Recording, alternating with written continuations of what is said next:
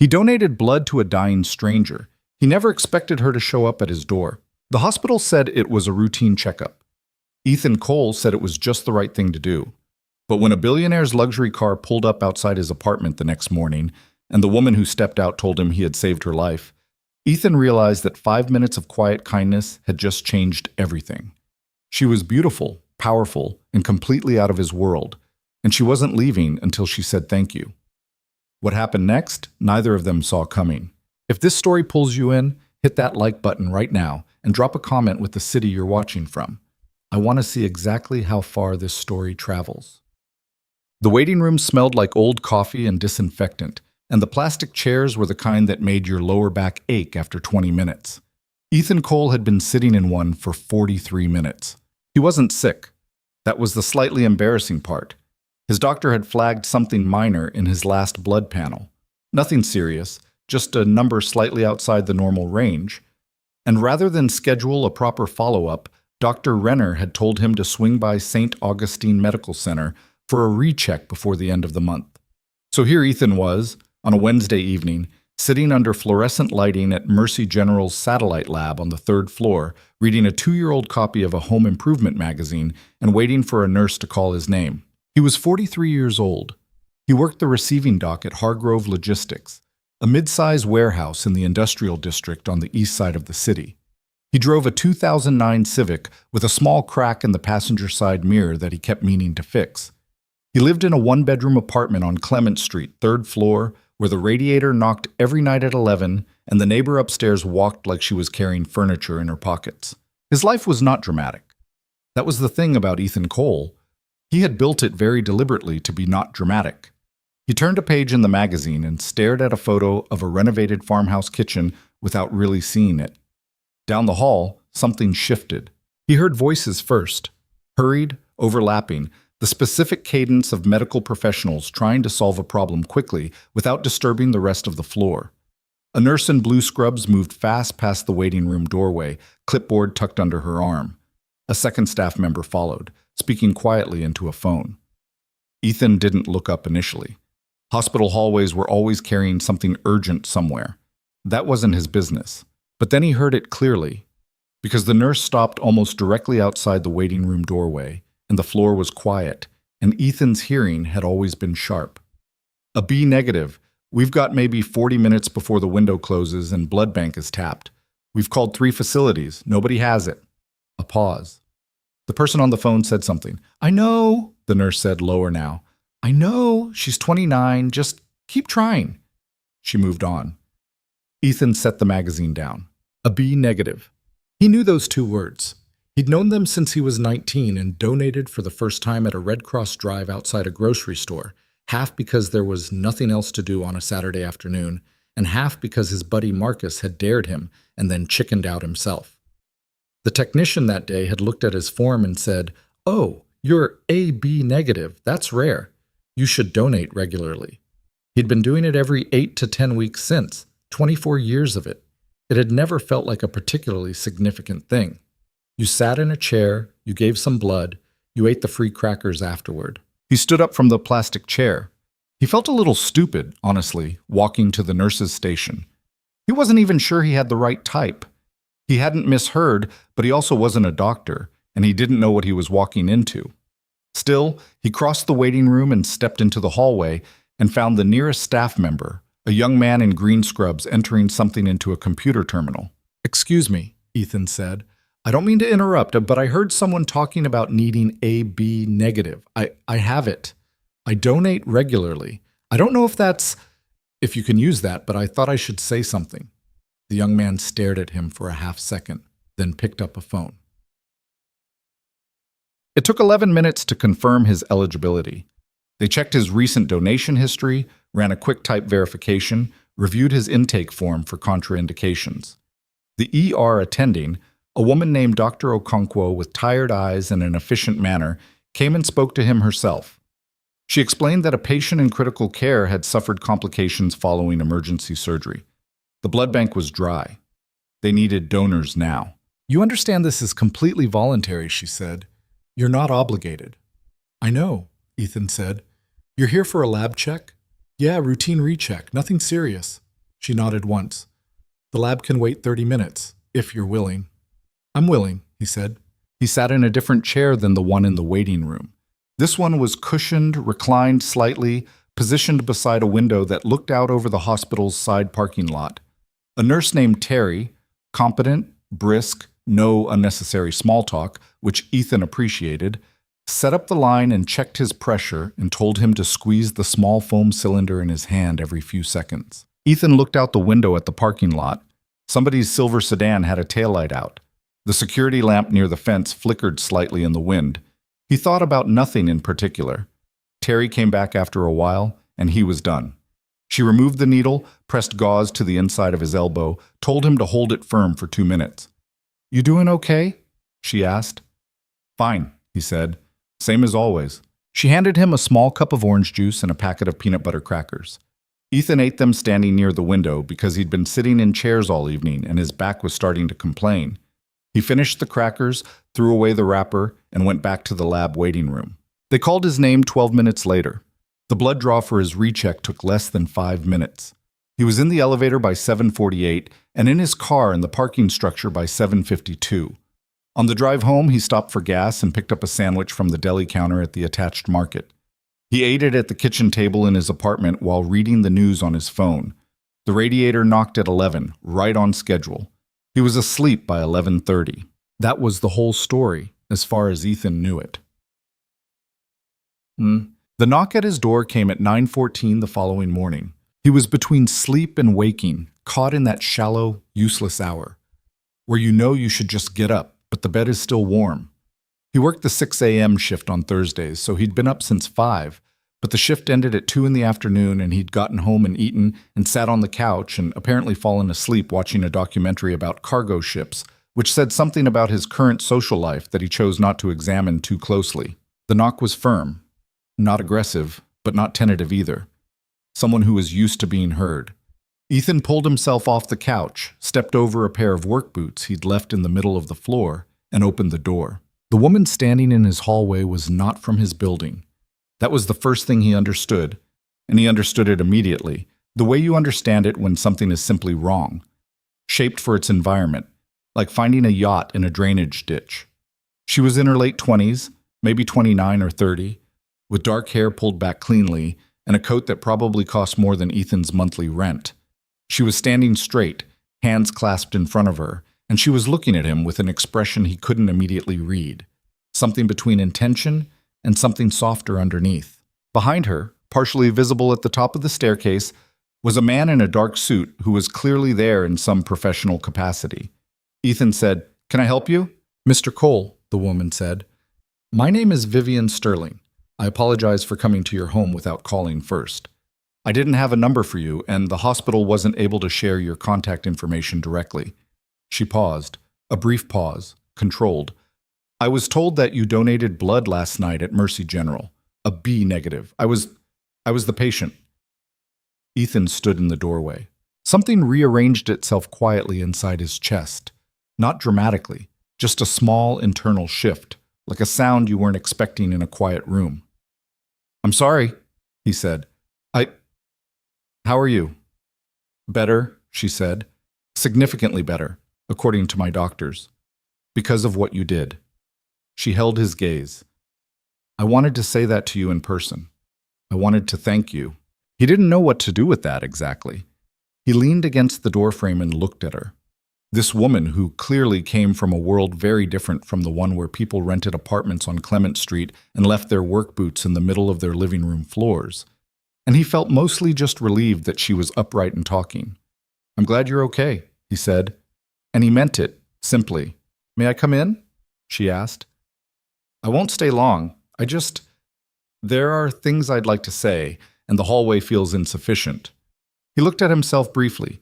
Gray Henley, jeans, no shoes, and then stepped back and opened the door wider.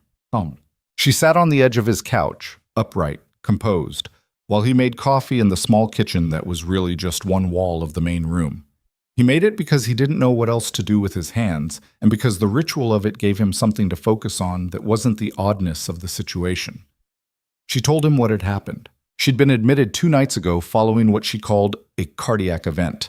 Her words were careful, precise, a little guarded, the way you talked about a serious thing you weren't quite ready to be fully honest about yet.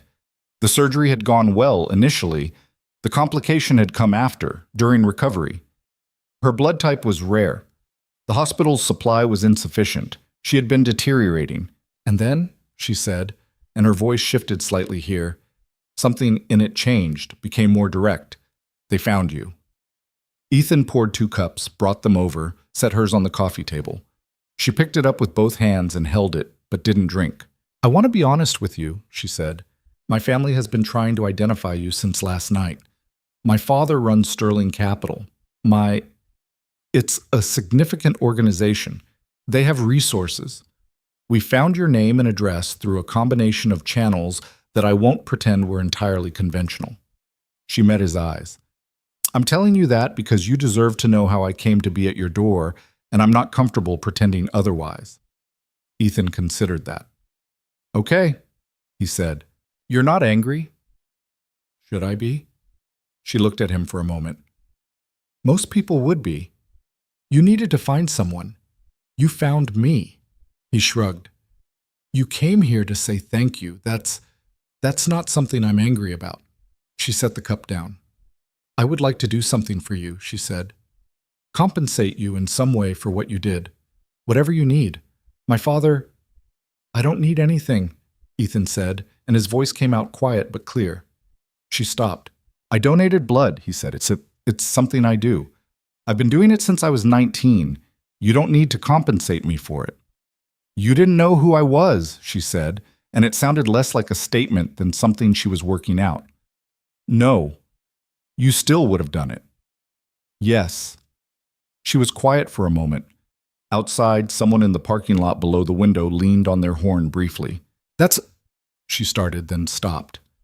Her composure slipped just briefly. Just a slight shift in her jaw, a tightening around her eyes that she controlled quickly.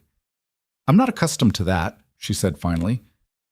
To something being done without... She stopped again. Without a transaction attached, Ethan said. She looked at him. Yes. They sat with that for a moment. Drink your coffee, he said. It's better hot. She almost smiled.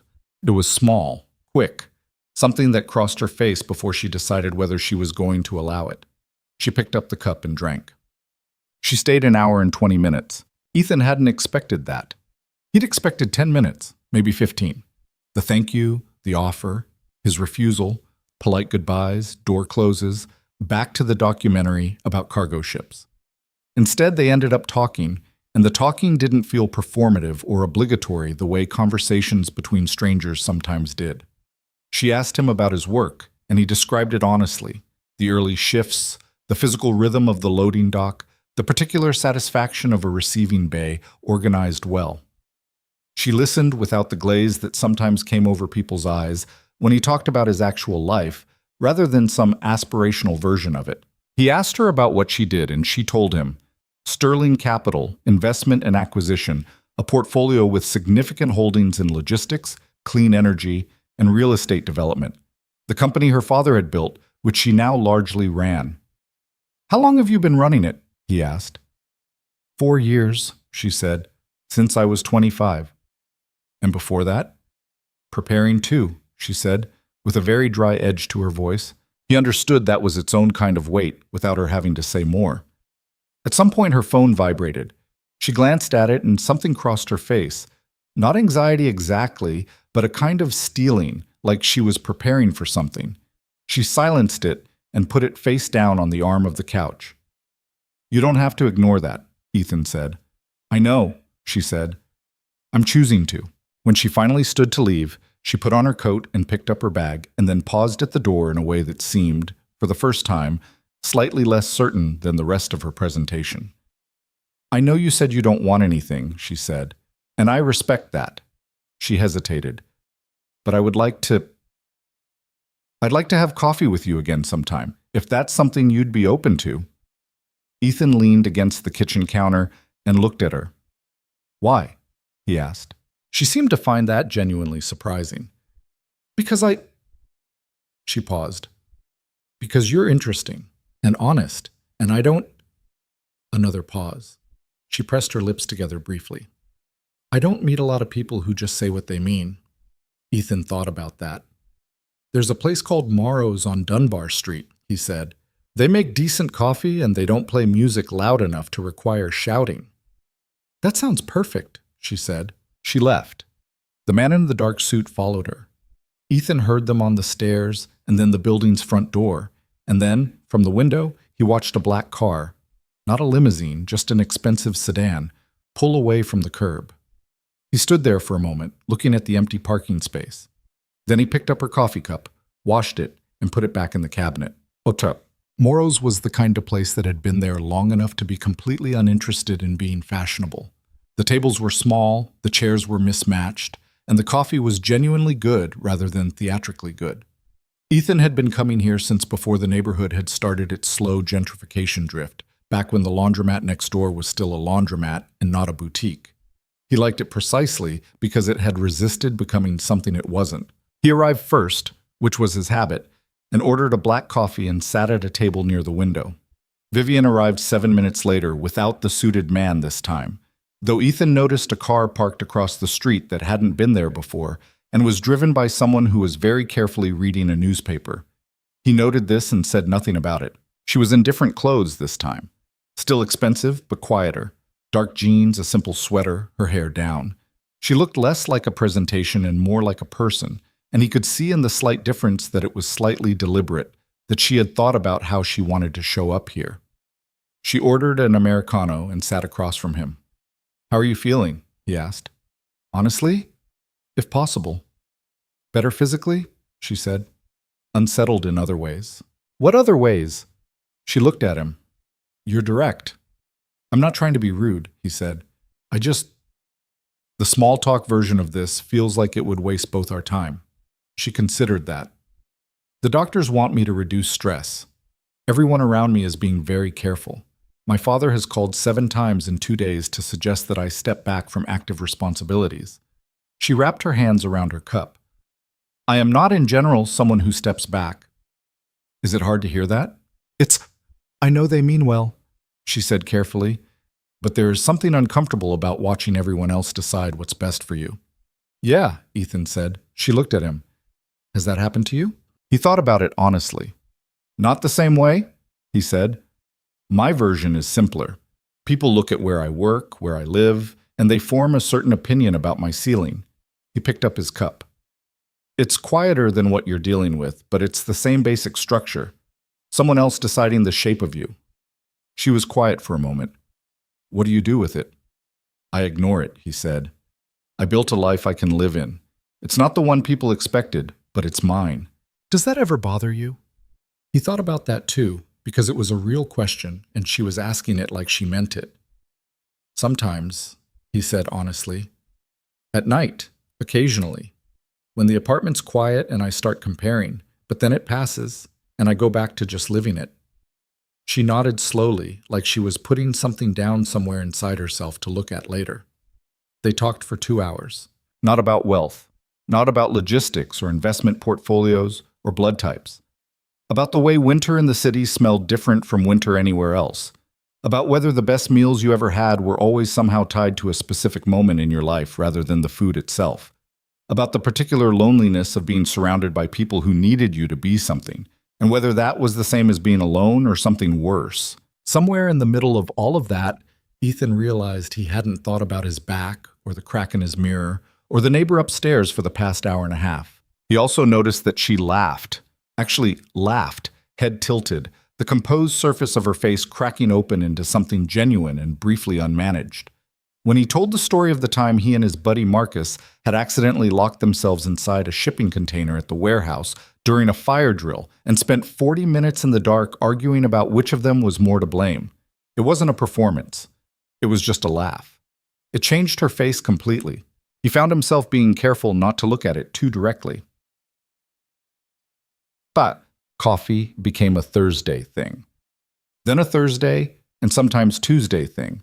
Then a phone call on a Wednesday evening while Ethan was eating leftover pasta and watching highlights from a game he'd missed. He was aware, in a careful, peripheral way, that something was accumulating, that the quality of their conversations had moved past the early politeness and into something more substantive, that he had started to notice her absence on the days between, the same way you notice a sound when it stops, rather than when it's there. He didn't examine that too closely. It was easier not to. She called him late one Tuesday.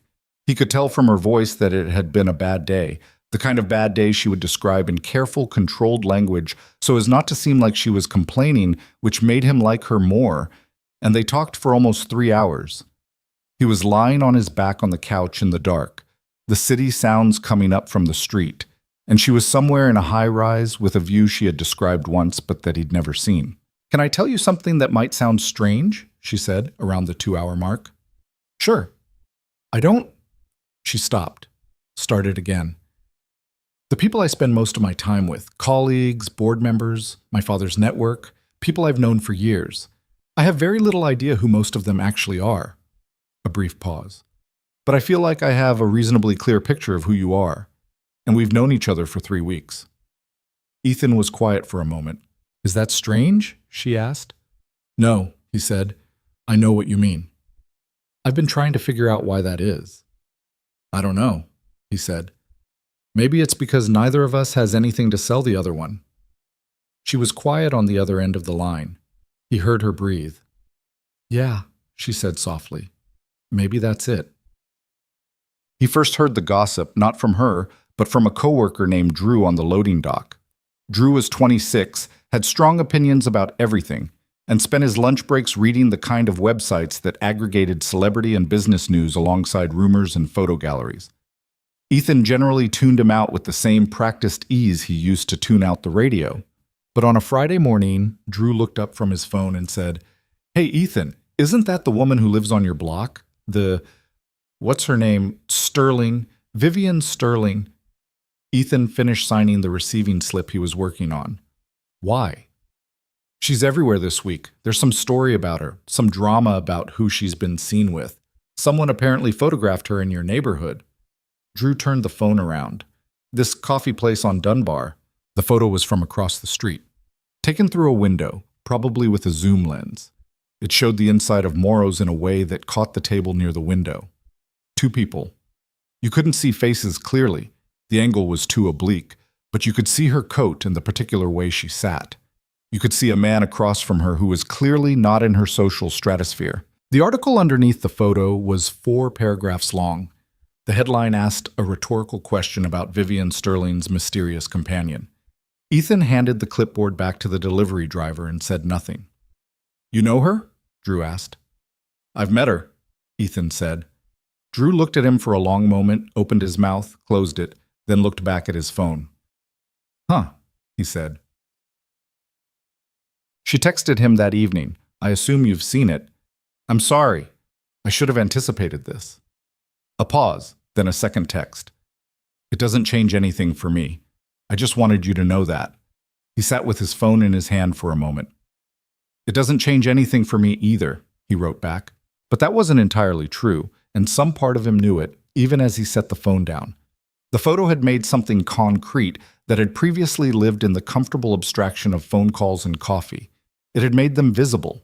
And visibility meant other people's opinions, other people's frameworks, other people's assessments of what was appropriate and what was not. Ethan was not a man who cared much about other people's assessments, generally speaking, but he was also not a fool. He understood what the gap looked like from the outside. The warehouse worker, the billionaire, the difference between Clement Street and whatever address she kept in the kind of building that had a doorman and marble in the lobby.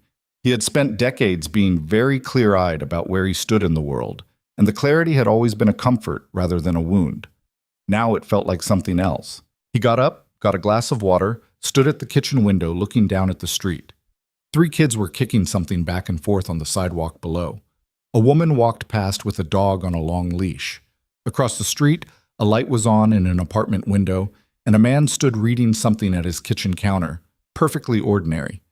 Ethan watched all of it and said nothing to nobody and went to bed. She came to the warehouse. He didn't know she was coming. There was no text, no call. He was in the middle of a receiving cycle, A truck from the Mid-Atlantic hub had arrived 40 minutes late, and he was behind, working fast, clipboard in hand, moving between pallets with the practiced efficiency of someone who had been doing this long enough that it lived in his body rather than his head. He turned around and she was standing just inside the receiving bay door, wearing the quiet clothes again, the ones she wore when she was being a person rather than presenting. And she looked slightly uncertain in a way he had not seen before. She was looking at the space around her with a careful attention, taking it in without comment. The guys on his crew noticed her. Of course they did. Marcus, who'd been Ethan's closest friend at Hargrove for going on 8 years, looked at Ethan with an expression that communicated an entire paragraph without words. Ethan walked over to her. "Hey," he said. "Hi," she said. "I know you're working. I won't stay. I just needed to see where you were." He looked at her for a moment. "Why?" She pressed her lips together briefly. "Because I've been in 4 meetings today where people told me in very polished language that I'm making poor choices. And I wanted to be somewhere that felt—" She stopped. "I wanted to be somewhere that felt like you." Ethan looked at the receiving bay, at the stacked pallets and the forklifts and the fluorescent lights and the concrete floor with the painted guidelines, worn in some places to nothing. "This is where I am," he said. "I can see that," she said. "It's not glamorous." "No," she said. "It's honest." She looked at him. "That's not a small thing." He studied her for a moment. This woman from an entirely different world standing in the middle of his completely ordinary one, looking at him with that direct, clear gaze that he had come to recognize as the way she looked when she wasn't performing anything. "Can I finish this receiving cycle?" he said. "It's about 30 more minutes." "Of course," she said. "Then we can go get food. There's a diner 2 blocks from here. I'm not looking for impressive," she said. "I'm looking for you." Ethan turned back to his clipboard. Marcus had turned entirely away and was studying a wall-mounted inventory chart with enormous focus. Ethan walked back to the pallet, made 2 notations, and kept working. The diner was called Louie's, which had always struck Ethan as a very appropriate name for a diner. It had been Louie's for 30 years, and the booths were original, and the menu hadn't changed significantly since the mid-90s, and the coffee was bad in a comfortable, familiar way. They sat across from each other in the corner booth. She ordered pancakes. He ordered the turkey club because it was the thing he always ordered. She ate her pancakes with evident and uncomplicated pleasure, and he found that unexpectedly and somewhat inconveniently endearing. "Who told you were making poor choices?" he said, halfway through his sandwich. She looked up. "My father, my chief of staff, 2 board members." She put her fork down briefly. "And my friend Camille, who I've known since college, and who said it with the most love, which made it the hardest to hear." "What did they actually say?" "Various versions of the same idea," she said. "That I'm being impulsive, that the situation is complicated, that given the press attention and the timing, with the expansion vote coming up next quarter, it's not—" She stopped. "That the association is a distraction." "Association," Ethan said. "Their word." "What's your word?" She was quiet for a moment. She looked at her plate, then back at him. "I don't have one yet," she said. "I'm still figuring out what this is." "Me too," he said honestly. "But they're not wrong," she said carefully, "that it's complicated, that there are real-world things at stake. My company, my position, the board's confidence. I know that," Ethan said. "I'm not saying it to push you away," she said quickly. "I know that too." She exhaled. "I'm saying it because I want to be honest with you about what exists in my world, the same way you've been honest with me." Ethan finished the last quarter of his sandwich and thought about what to say. "You know what I've figured out about my life?" he said finally. "What?" "That the moments I've felt most like myself have always been quiet, small scale, unimpressive to other people." He looked at her. "And the moments I've regretted most were the ones where I let someone else talk me out of something real, because they had a theory about what was appropriate." She looked at him steadily. "Is this real?" she asked. "I don't know what to call it either," he said. "But yeah, whatever it is, it's real." She held his gaze for a moment, and something in her face settled. Not resolved, not decided, but settled. Like something had been placed down in a slightly better position. Outside, the city moved past the diner window. A bus. A couple with an umbrella. Someone walking fast with their head down against the wind. Inside in the corner booth at Louis', Ethan Cole and Vivian Sterling ate their mediocre food and did not talk about the board or the expansion vote or the photograph from Morrow's or any of the other things that lived in the complicated outer ring of whatever this was. They just sat there, together, in the ordinary world. And for a while, that was more than enough. You said, Part 2 Louis, viết 6.000 đến 6.500 từ liên kết liền mạch với các phần trước trong câu chuyện, pha hội thoại tạo thành một câu chuyện liền mạch khi ghép lại. Part 2 Louis, viết 6.000 đến 6.500 từ liên kết liền mạch với các phần trước trong câu chuyện, pha hội thoại tạo thành một câu chuyện liền mạch khi ghép lại. Mỗi phần liền mạch với phần trước không giới thiệu lại câu chuyện ở đầu phần mới. Liên kết các phần của câu chuyện một cách liền mạch, sử dụng câu chuyện tiếp giữa các phần. Duy trì chủ đề, tránh ngắt quãng đột ngột, không sử dụng gạch đầu dòng hoặc tiêu đề phụ, phong cách kể chuyện Mỹ, Hoa Kỳ, giống văn giàu cảm xúc. Kể theo ngôi thứ 3, giữ đồ kịch tính không viết lan man, nhân vật không hoàn hảo, hội thoại tự nhiên, tránh ngôn ngữ văn chương sáo rơi và cụm từ AI điển hình. Viết như nhà văn chuyên nghiệp, không như AI cố gắng nghe sang. Có yếu tố con người, cầm miêu tả qua mượt mà và hoàn hảo, kết thúc phần không giới thiệu phần sau, câu chuyện không nhắc đến Chúa.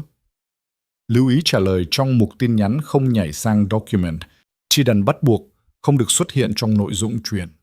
Đây là một câu chuyện điện ảnh hoàn toàn hư cấu được tạo ra chỉ nhằm mục đích giải trí, không đề cập hay ngụ ý rằng nó dựa trên sự kiện có thật, người thật hoặc câu chuyện có thật. Không sử dụng các cụm từ như dựa trên một câu chuyện có thật, theo ghi chép hoặc bất cứ điều gì tương tự.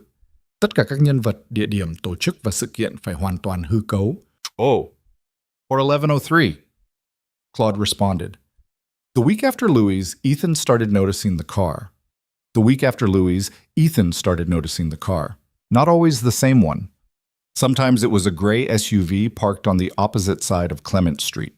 Sometimes a dark blue sedan that appeared near the warehouse entrance around the time his shift ended. He wasn't paranoid by nature. He'd spent enough years moving through the world without drawing attention that he developed a certain baseline comfort with being unremarkable. But something about the careful positioning of those vehicles, the way they never quite followed him but were always just present, had tripped a wire somewhere in the back of his awareness. He didn't mention it to Vivian. He wasn't sure why exactly. Partly because he didn't want to sound like someone assembling a conspiracy from ordinary street parking. Partly because something told him she already knew, that the suited man who had stood at the top of his staircase on that first morning had never fully gone away, had simply become less visible. Instead, he mentioned it to Marcus. They were on lunch break, sitting on the loading dock with their backs against the wall and the November air coming in sharp from the east. Marcus was eating a meatball sub, and Ethan was eating the apple he'd packed, which was not as satisfying as the meatball sub looked. Gray SUV, Ethan said. Marcus chewed. How long? About a week? Same plates? Different plates. Same behavior. Ethan bit into the apple. Just sits there. Nobody gets out. Marcus was quiet for a moment. This is the Sterling thing. It wasn't a question. Marcus had known Ethan long enough that certain conversations didn't require setup. Probably, Ethan said. Her people or someone else's people? I don't know. Marcus put down his sub and looked at him. Ethan, I say this with complete respect for your life choices. What are you doing? I don't know that either. That's not reassuring. No, Ethan agreed. It's not. Marcus picked up his sub again. She seems real, he said, from what I saw. She is. That doesn't make it simple. I'm aware of that. They sat with it for a while, the way two people who had known each other long enough could sit with a complicated thing without filling it with noise. Just be careful, Marcus said finally. Of what specifically? Marcus looked at him. Of believing that because something's real, it can't hurt you. Ethan finished the apple and didn't say anything, because Marcus wasn't wrong. Chet. Vivian called him that evening. She sounded different than she had the previous week. More careful, more contained, like she had spent the day building a wall around something and was calling from behind it. I need to tell you something, she said. Okay. My father has officially requested that I stop, that I create some distance. From this. From us. She paused. He didn't phrase it as a request exactly. What did he phrase it as? A business decision, she said. He framed it as a business decision. Ethan sat down on the couch. The radiator in the corner made a small sound, testing itself against the evening cold. What did you say? He asked. I said that my personal life was not a line item in a quarterly review. A brief pause. And then he said 12 additional things, and I said fewer things back, and by the end of the conversation, neither of us was particularly satisfied. What additional things? Ethan, I'm asking because I want to know what I'm dealing with, he said. Not because I'm looking for reasons to argue with him. She exhaled.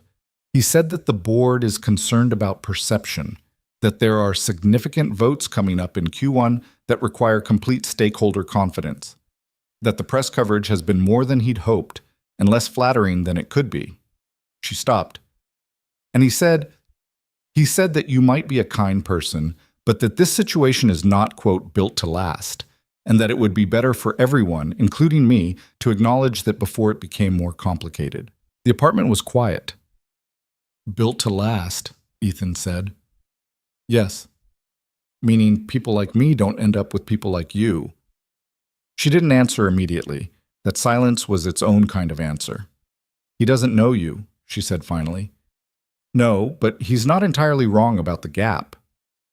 Ethan, I'm not agreeing with him, he said. I'm saying he's naming something real, that exists. He leaned back. I've been thinking about it too. Don't, she said, and the word came out sharper than she probably intended. Don't think about it. Don't let him put that in your head. He has an agenda. His concern is the company and the optics, and everything he says is filtered through that. Don't let it become your concern too. It's already my concern, he said quietly. Just for different reasons. She was quiet on the other end. He could hear her breathing, faint and even. I don't want to be the thing that makes your life harder, he said. You're not. Your father thinks I am. Your board thinks I am. The gossip sites. I don't run my life by a gossip site. I know that, he said. I know you don't. But there's a difference between not caring what people think and having those things not exist. She didn't say anything for a long moment. Are you trying to talk yourself out of this? She asked. I'm trying to be honest with you. Those can be the same thing sometimes. He didn't have an answer for that. They stayed on the line a while longer. They talked about other things, about a documentary she'd watched, about something that had broken at work. They didn't go back to the earlier conversation, but it sat in the background of everything else the way unfinished things tend to do, patient and quiet and waiting. When they hung up, Ethan sat for a while in the dark of his apartment. He wasn't angry. That would have been simpler. He was something more complicated, something that had the shape of worry and the weight of knowing that certain things, no matter how real they were, existed in worlds that did not always accommodate each other. He went to bed. He lay in the dark for a while before sleeping, listening to the city outside, and thought about nothing much and everything too. So, the following Saturday, she took him somewhere he hadn't expected. She'd texted him that morning. Are you free today? I want to show you something, nothing formal. And then, after a pause, please bring your coat. The good one, if you have one. The good one. He had exactly one coat that fell outside the category of functional work outerwear. A charcoal wool coat he'd bought secondhand 3 years ago at an estate sale, which still fit well and still looked like something. He wore that. She picked him up herself this time. No driver, no suited man in the back. Just Vivian behind the wheel of a smaller car than the first one she'd arrived in. Something silver and understated, with her hair down and sunglasses pushed up on her head despite the overcast sky. I didn't know you drove, he said, getting in. I know how to drive, she said. I don't always have the opportunity. Is there a difference? In my world, yes. She pulled into traffic. People assume a lot of basic competencies have been outsourced. Have they? Some of them, she admitted. I haven't bought my own groceries in about 2 years. It bothers me slightly. Why do you let it continue? Because there are only so many hours, and that particular competency isn't in the critical path. She glanced at him. That sounds worse out loud than it does in my head. It sounds honest, he said. She drove them north, out of the neighborhood, and through the park corridor, and eventually onto the bridge that crossed the eastern arm of the river. The city changed on the other side. Older, quieter, the streets lined with mature trees whose remaining leaves were deep red and brown in the November light. She parked on a side street and they walked. She brought him to a covered farmer's market that operated year-round in a converted warehouse building. Brick walls, iron rafters, long wooden tables loaded with root vegetables and late-season apples and bread loaves and jarred things, and cut flowers going slightly pale in the cold. It was busy without being crowded. The kind of place where people were genuinely there to buy things rather than to be seen buying things. Vivian walked through it with a focus that surprised him. She knew what she was looking for. She picked up an apple at one stall and bit into it to test it before buying a bag. She argued pleasantly with a man selling honey about the particular floral quality of his late summer versus his spring harvest. She bought a loaf of bread and 2 bunches of kale and a small jar of something labeled preserved lemon in handwritten ink. Ethan walked beside her and carried the bag. "You come here regularly?" he said. "I used to," she said, "before everything got scheduled." She looked at a table of squash with an expression of something almost like affection. "I used to come here every Saturday morning, when I first moved to the city, before I took the company."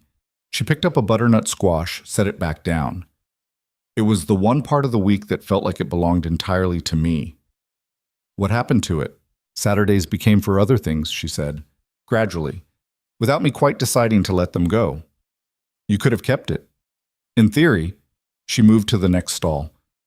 "In practice, the thing about gradually losing small freedoms is that you don't notice each one as it goes. You only notice the absence later when you try to find them again." She glanced at him. "You probably don't have that problem." "I have other versions of it," he said. "Like what?" He thought about it. "I stopped doing a lot of things after a certain point. Not because I was forced to, just because you get used to a certain size of life. You stop expanding it." "Why?" "Because expansion means risk," he said. "If you never reach for anything, you can't miss it when it doesn't happen." She was quiet for a moment. They had stopped at a stall selling hot cider, and she bought 2 cups without asking if he wanted one, which he found oddly correct. She handed him one, and they stood there, both holding warm cups, the market sounds around them. "That's a lonely way to live," she said. "It's a safe way," he said. "Same thing sometimes." He drank his cider. It was warm and slightly spiced, and tasted the way autumn was supposed to taste. Around them, the market went on being exactly what it was. "Why did you bring me here?" he asked. She looked at him over the rim of her cup. "Because it's one of the few places where I know who I am without having to perform it," she said. "And I wanted you to see that place, the real one." She paused. "I've seen yours. The apartment, the warehouse, Louis'. You've shown me all of it without flinching. I wanted to show you mine." He looked around at the brick walls and the iron rafters and the late-season produce and the ordinary Saturday people with their ordinary Saturday lives. "This is yours," he said. "One piece of it," she said. "The piece I still recognize." He nodded once. Not because he had something profound to say, but because it mattered that she'd said it, and sometimes acknowledgement was its own kind of response. They walked the rest of the market slowly, with no particular destination. She bought a small succulent in a clay pot from a young woman who looked like she'd grown it herself, and she handed it to Ethan. "For your apartment," she said. "You don't have any plants." "I'd probably kill it." "Water it when you think of it," she said. "They're harder to kill than you think." He looked at the small clay pot and the small green thing in it and put it carefully in the bag. The photograph appeared 2 days later. Not a telephoto shot through a coffee shop window this time. Something clearer. Someone with a phone at the farmer's market, close enough to get a frame that was identifiable.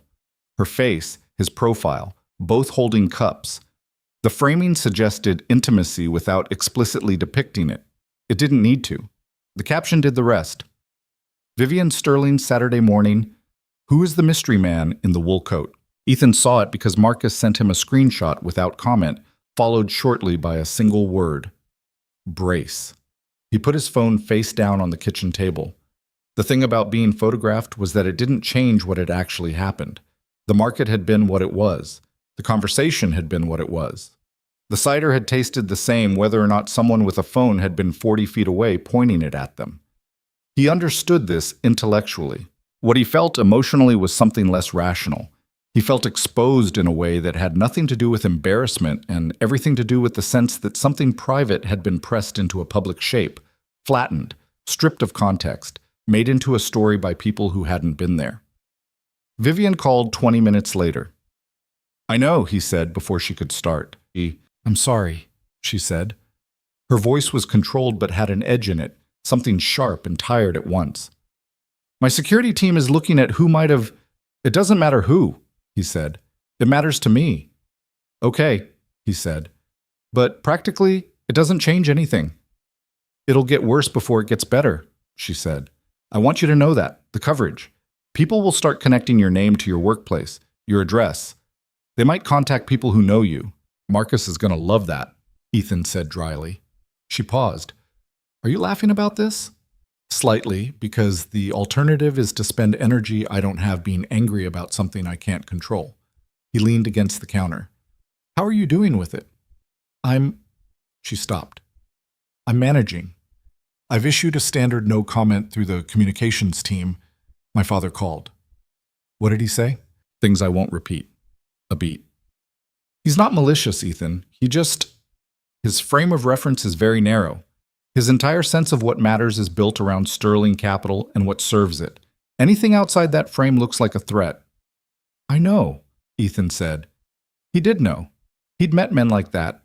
Not billionaires, but men whose entire identity was their work, their standing, their carefully maintained territory. It made them inflexible in ways they couldn't always see. "He wants to meet you," she said. Ethan was quiet for a moment. "Does he?" he said. "His version of meet you is probably closer to assess you," she said. "I want to be transparent about that. He has a specific way of doing things, and it involves evaluating the variables. I'm a variable. In his framework, not in mine." He looked at the small succulent on the kitchen windowsill, which had survived 3 days without incident. "Okay," he said. "Okay, you'll meet him? If that's what this requires." He paused. "But I'm not going to perform for him. I'll be exactly what I am."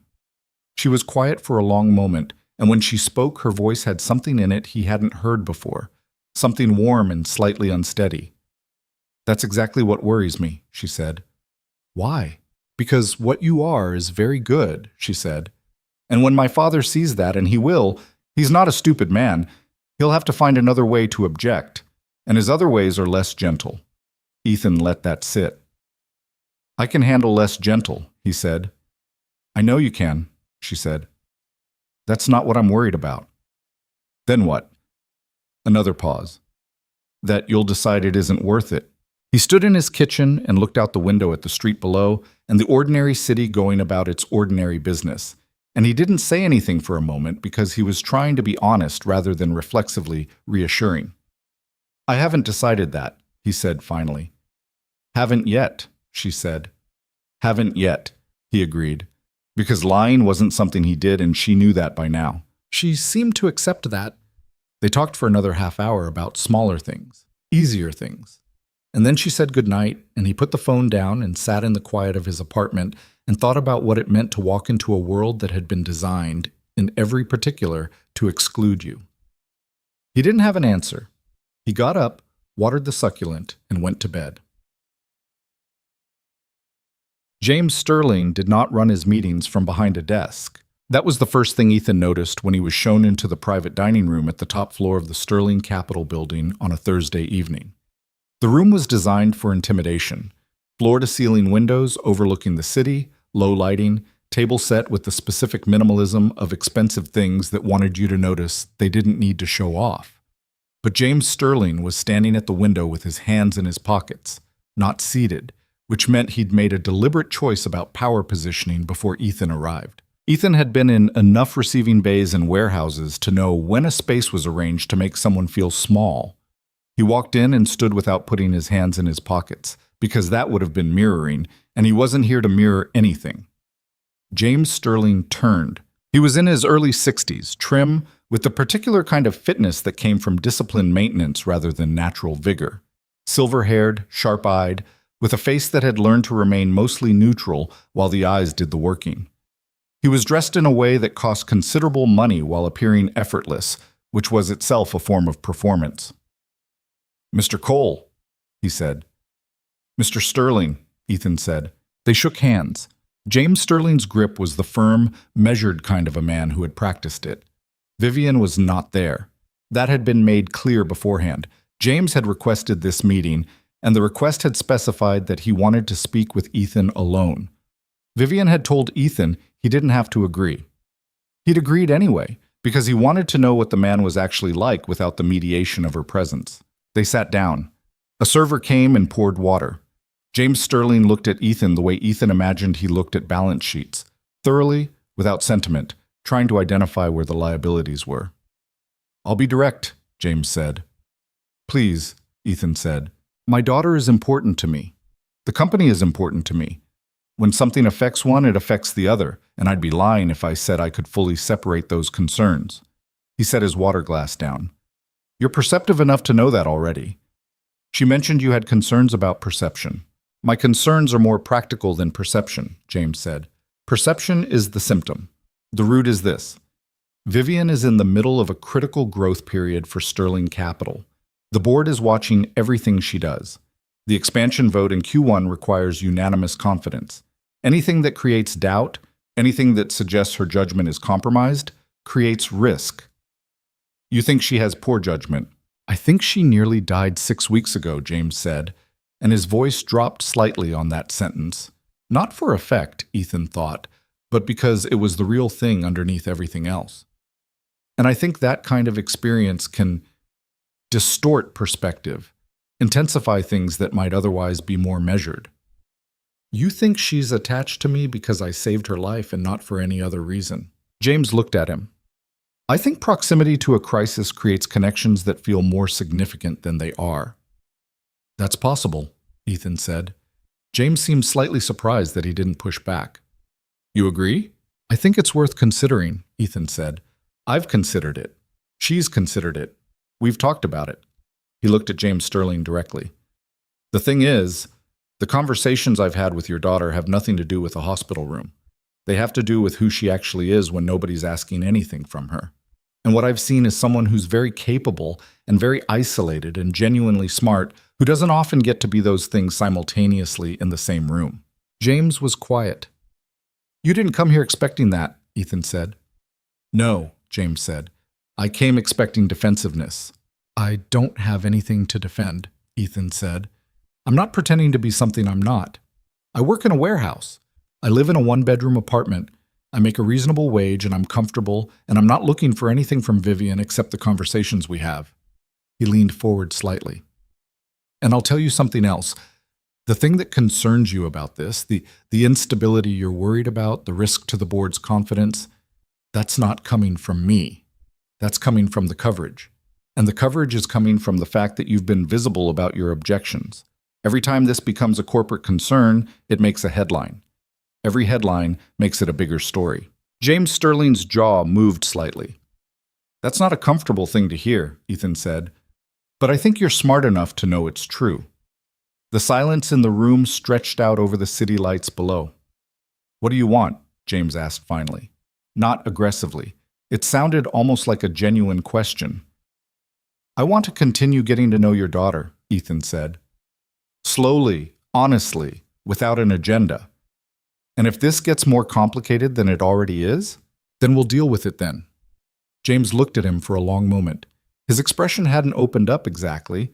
It was still the careful face of a man who measured everything, but something in it had shifted slightly in a way that Ethan couldn't quite read. "You're not what I expected," James said. "I know," Ethan said. "I haven't decided whether that's better or worse." "That's fair," Ethan said. The server came back. They ordered food because it would have been too pointed not to. They ate and talked about things adjacent to the real subject, about the logistics industry, which James knew something about through Sterling's portfolio companies, and about what Ethan had noticed from his vantage point on the receiving dock about supply chain behavior in the past 2 years. James was genuinely interested in that, which Ethan had not expected, and they spent 20 minutes on it without any agenda except two people who knew something about the same industry looking at it from opposite ends. When Ethan stood to leave, James stood too. I'm not going to tell you to stay away from her, James said. It was direct, and it cost him something. Ethan could see it in the slight stiffness of his posture. I've realized that wouldn't work. And perhaps more relevantly, I'm not entirely sure it's the right call. That's more than I expected, Ethan said. Don't mistake it for enthusiasm, James said. I wouldn't. They shook hands again. This time it was different. Still measured, but something in it had changed, the way the same gesture means different things depending on what's been said in between. Ethan took the elevator down alone. In the lobby, he nodded at the doorman who held the door open. Outside, the city was doing what cities did at night, lit up and moving and indifferent to any particular drama happening within it. He stood on the sidewalk for a moment before pulling out his phone. He texted Vivian, "Done. I think it went okay. Your father is more complicated than he makes himself look." She replied within 30 seconds.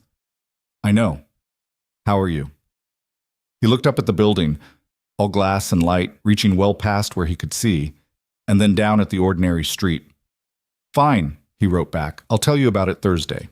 He walked to the parking garage where he'd left the Civic, got in, and drove home through the November dark. The crack in the passenger mirror caught the streetlights as he went, scattering them in a small fractured pattern across the dashboard. He hadn't fixed it yet. He kept meaning to. Maybe next week. The week that followed was quiet in a way that felt slightly held back, like the city was taking a breath. The coverage didn't disappear, but it settled slightly, moved from the front of the entertainment/gossip cycle to the middle, replaced by other things. Ethan stopped noticing the cars on his street, either because they were gone or because he'd made a choice to stop cataloging them. He wasn't sure which. He and Vivian fell into something that could generously be called a routine, except that nothing about it was actually routine in any way that Ethan had previously understood the word. She came to Louis' on Thursday. He called her on Saturday evenings. Twice she appeared at the dock around the end of his shift, once with coffee and paper cups, once empty-handed and earlier than expected, leaning against the wall near the dock entrance, with her arms folded and her face turned toward the last of the afternoon light. He had not kissed her. He was aware of this. More precisely, he was aware that the awareness was itself significant, that the deliberateness with which he had not done it meant something about how seriously he was taking whatever this was and how much he was not prepared to treat it carelessly. She was aware of it too.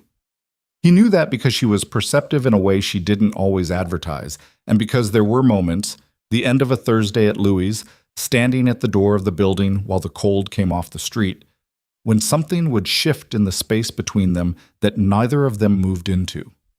On a Tuesday evening, they were on the phone when she said, out of nowhere, "Do you think you're being careful or cautious?" "What's the difference?" "Careful is protective," she said. "Cautious is afraid." He thought about that. "Both, probably," he said, "in different proportions." "Which one is bigger?" He was quiet for a moment. "I don't know yet," he said honestly. She didn't push. She changed the subject and they talked about other things, and he lay in the dark after they hung up and stared at the ceiling and thought about that question and didn't arrive at a satisfying answer. What he knew was this. The last time he had let himself want something real, something that existed outside the small, manageable perimeter he'd built around his life. He had been 31, and the thing he wanted had not been available, and the process of accepting that had taken longer than he was proud of and had quietly shaped the decade that followed. He was 43 now. He'd spent a lot of years being careful. He wasn't sure he remembered how to be anything else. But when he thought about Thursday, and the way her face changed when she was genuinely laughing about something, and the particular quality of the silence between them when there was nothing that needed to be said, something moved in his chest that was not small and not cautious and not careful. And he thought, not for the first time, that it might be too late to decide which one was bigger. You said Part 3 Louis, viết 1.000 đến 1.500 từ liên kết liền mạch với các phần trước trong câu chuyện và hội thoại tạo thành một câu chuyện liền mạch khi ghép lại. Part 3 Louis, viết 1.000 đến 1.500 từ liên kết liền mạch với các phần trước trong câu chuyện và hối thoại tạo thành một câu chuyện liền mạch khi ghép lại. Mọi phần liền mạch với phần trước không giới thiệu lại câu chuyện ở đầu phần mới, liên kết các phần của câu chuyện một cách liền mạch, sử dụng câu chuyện tiếp giữa các phần, duy trì chủ đề, tránh ngắt quãng đột ngột, không sử dụng gạch đầu dòng hoặc tiêu đề phụ, phong cách kể chuyện Mỹ, Hoa Kỳ, giống văn giàu cảm xúc. Kẻ theo ngôi thứ ba, giữ đồ kịch tính không viết lan man, nhân vật không hoàn hảo, hội thoại tự nhiên, tránh ngôn ngữ văn chương sáo rời và cụm từ AI điển hình. Viết như nhà văn chuyên nghiệp, không như AI cố gắng nghe sàng. Có yếu tố con người, cầm miêu tả qua mượt mà và hoàn hảo, kết thúc phần không giới thiệu phần sau, câu chuyện không nhắc đến Chúa. Lưu ý trả lời trong mục tin nhắn không nhảy sang document. Chỉ đành bắt buộc không được xuất hiện trong nội dung truyền. Đây là một câu chuyện điện ảnh hoàn toàn hư cấu được tạo ra chỉ nhằm mục đích giải trí. Không đề cập hay ngụ ý rằng nó dựa trên sự kiện có thật, người thật hoặc câu chuyện có thật. Không sử dụng các cụm từ như dựa trên một câu chuyện có thật, theo ghi chép hoặc bất cứ điều gì tương tự. Tất cả các nhân vật, địa điểm, tổ chức và sự kiện phải hoàn toàn hư cấu. Show more. 11:11. Claude responded, The Thursday after that phone call, Ethan arrived at Morrow's 12 minutes early and sat in the usual chair and ordered his coffee and told himself he had The Thursday after that phone call, Ethan arrived at Morrow's 12 minutes early and sat in the usual chair and ordered his coffee and told himself he had made a decision. He hadn't, fully. But he had gotten close enough to one that he could feel its shape. Vivian arrived exactly on time, which she always did, and she sat down and pulled off her coat and ordered her Americano and looked at him with that direct, clear attention she had. The kind that never felt invasive, just honest, and said, You look like you slept badly. I did, he said. Why? He turned the coffee cup in his hands. I've been thinking about what you asked me, careful versus cautious. She was quiet. She waited. I think I've been using careful as a cover story for cautious, he said, for a long time. He looked at her. And I think I've been doing it with this too, telling myself I'm being responsible when I'm actually just waiting for a reason to step back before this gets to a point where it could really hurt. She held his gaze steadily. And I don't want to do that anymore, he said. The cafe moved around them. Steam, low voices, the scrape of a chair on tile. Vivian looked at him with an expression he couldn't fully classify, something that was both careful and open at the same time. Okay, she said. That's it? Okay. What were you expecting? I don't know, something more complicated. Ethan, she said, and her voice was quiet, not gentle exactly, but close to it. I've been waiting for you to say that for 3 weeks. He looked at her. I wasn't going to push, she said. I didn't want you to get there because I pulled you there. I wanted you to get there yourself. She picked up her cup. But yes, okay, I'm glad you said it. He nodded once. He felt something loosen in his chest. Not dramatically, not like something breaking free. More like a door he'd been leaning against finally being allowed to open. They stayed at Morrow's for 2 hours. When they left, he walked her to the car, and she stopped on the sidewalk and looked at him in the gray afternoon light, and he kissed her. It was not complicated or cinematic. It was brief and real, and when it ended, she looked at him with something in her face that was quiet and serious and not performed. About time, she said. Yeah, he said. I know. The next 3 weeks were the best Ethan could remember in years. Not in a loud, consuming way. Nothing in his life was ever loud. But in the way of something solid, gradually taking shape. They ate dinner at Louis' and walked the park corridor on weekends and called each other on evenings when neither had anything particular to report, simply because the sound of the other's voice had become something they reached for. He met her friend Camille, who had dark eyes and a dry sense of humor, and who said to Ethan within the first 10 minutes, without apparent irony, She talks about you constantly. It's frankly exhausting. He liked her immediately. Vivian came to his apartment for the first time. She looked around the small space with the focused attention she brought to everything and picked up a paperback from the shelf and read the back cover and set it down without comment, and sat on his couch and watched the game with him for an hour, even though she didn't follow the sport, asking occasional questions that were more perceptive than he expected from someone who claimed no interest. The succulent on the windowsill was still alive. She noticed it and said nothing, but she smiled slightly when she looked at it, and he let that sit in the room without making anything of it. It should have been enough. All of it. It was enough. He knew that. Which was why what happened on a Monday evening hit him harder than it might have otherwise. Oh, he saw it on his phone first. A different outlet this time, with a longer piece.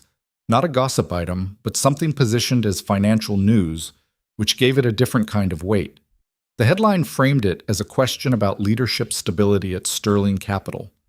The article cited anonymous sources from within the company's board structure. It referenced Vivian's recent medical history, her uncharacteristic decisions in the months following her hospitalization, and her personal situation, that phrase, sanitary and pointed at once, as a factor contributing to internal concern about the Q1 expansion vote. The article included his full name, his employer, his neighborhood.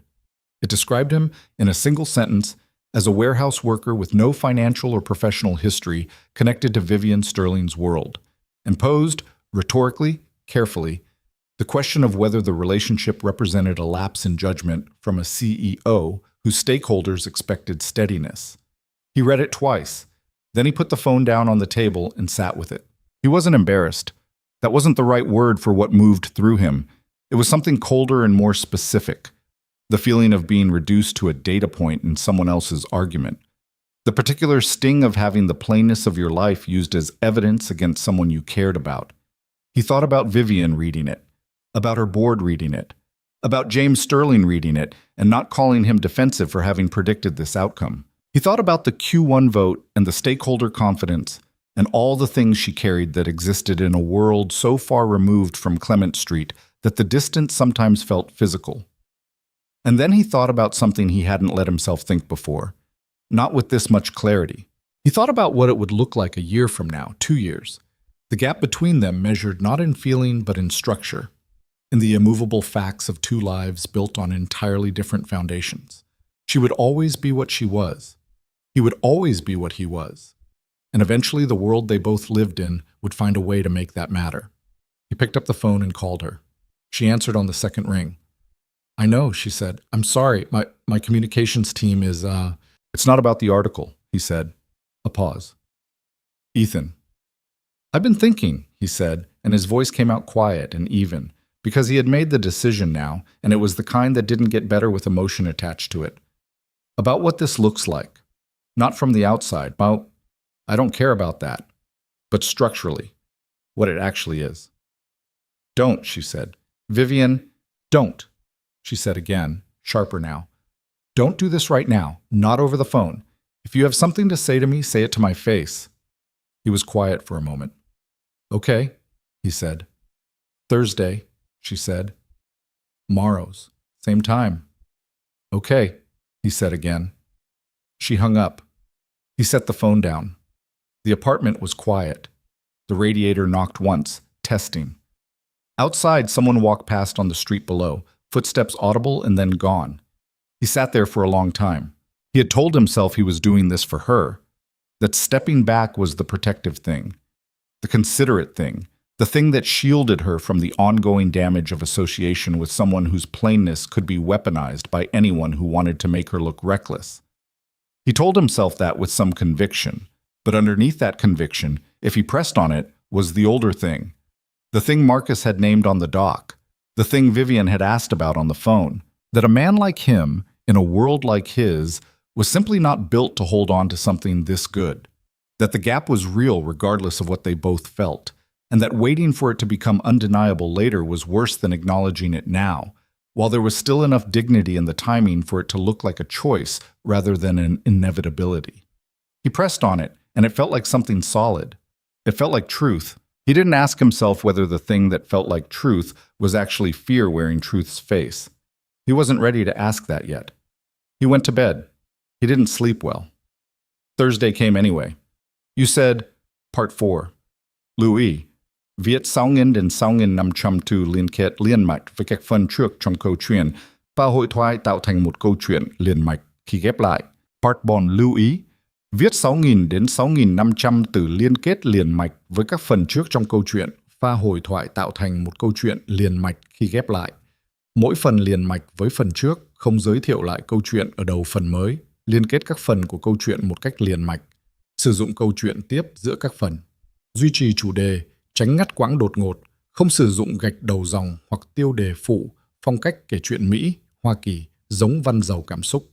Kể theo ngôi thứ 3, Giữ đồ kịch tính không viết lan man, nhân vật không hoàn hảo, hội thoại tự nhiên, tránh ngôn ngữ văn chương sáo rơi và cụm từ AI điển hình. Viết như nhà văn chuyên nghiệp, không như AI cố gắng nghe sàng. Có yếu tố con người, cầm miêu tả qua mượt mà và hoàn hảo. Kết thúc phần không giới thiệu phần sau, câu chuyện không nhắc đến Chúa. Lưu ý trả lời trong mục tin nhắn không nhảy sang document. Chi đăng bắt buộc, không được xuất hiện trong nội dung truyền. Đây là một câu chuyện điện ảnh hoàn toàn hư cấu được tạo ra chỉ nhằm mục đích giải trí, không đề cập hay ngụ ý rằng nó dựa trên sự kiện có thật, người thật hoặc câu chuyện có thật, không sử dụng các cụm từ như dựa trên một câu chuyện có thật, theo ghi chép hoặc bất cứ điều gì tương tự.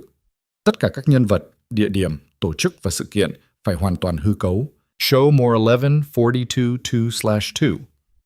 Claude responded, "He got tomorrow's first, same as always. He got tomorrow's first, same as always." The Thursday crowd was thin. Two people at the counter, an older man in the corner reading an actual newspaper, a woman working on a laptop near the door who had been there the last 3 Thursdays running and had never once looked up. Ethan ordered his coffee and sat in the usual chair and looked at the window and the gray December street beyond it, and thought about what he was going to say. He had been thinking about it for 3 days. He had a version of it that was careful and measured and explained his reasoning clearly. He had another version that was shorter. He had a third version that he'd rehearsed at 2 in the morning on Tuesday, lying on his back in the dark, that sounded more honest than the other two, but also more like an admission of something he wasn't sure he was ready to admit. He settled on the careful, measured one. It was the most respectful. It made the cleanest case. Vivian arrived at exactly the time she always arrived. She came through the door with her coat on and her jaw set in a way he recognized now as her dealing with something face. Not anger exactly, but the expression of a person who had been carrying something for 3 days and had made some decisions about how to carry it. She sat down. She did not take off her coat. She did not order. She looked at him. "Say it," she said. He looked back at her. All 3 versions dissolved. "I think this is going to hurt you," he said. "The longer it goes, the more it costs you. The article was one thing. There'll be more. The board vote, your father, the coverage. It doesn't stop. And I keep telling myself that's not my concern, that you're capable of managing it, which you are, but it is my concern, because it comes from me, from the fact of me. And I can't," he stopped, restarted. "I can't watch something I care about become ammunition for people who want to make you look like you're losing your footing." Vivian looked at him with an expression that was very still. "That's the version you prepared," she said. He was quiet. "I know because it's well constructed," she said. "It's considerate and it's framed as protecting me and it covers every practical angle." She put both hands flat on the table. "Now tell me the real version." He looked at his coffee cup. "Ethan, I don't know what I'm doing," he said, "with any of it. I'm 43 years old and I work a receiving dock and I live in a 1-bedroom apartment, and I have been very comfortable with the scale of my life for a long time. And then you walked into it and nothing about the scale makes sense anymore, and I don't know what to do with that." He looked up at her. "I don't know how to be what this requires." "What do you think it requires?" "Something I'm not sure I have." "Which is what?" He pressed his mouth together briefly. "The belief that I belong here. In this. With you." The cafe was quiet around them. The woman with the laptop typed something. The old man turned a page. Vivian looked at him for a long moment. When she spoke, her voice was measured in a way that told him it had cost her something to make it that way. "I'm not going to argue with you," she said. "Not because I agree, but because I've never once in my life managed to convince someone to believe they were worth something. That doesn't come from an argument." She picked up her bag from the floor. "So I'm not going to fight you on this today."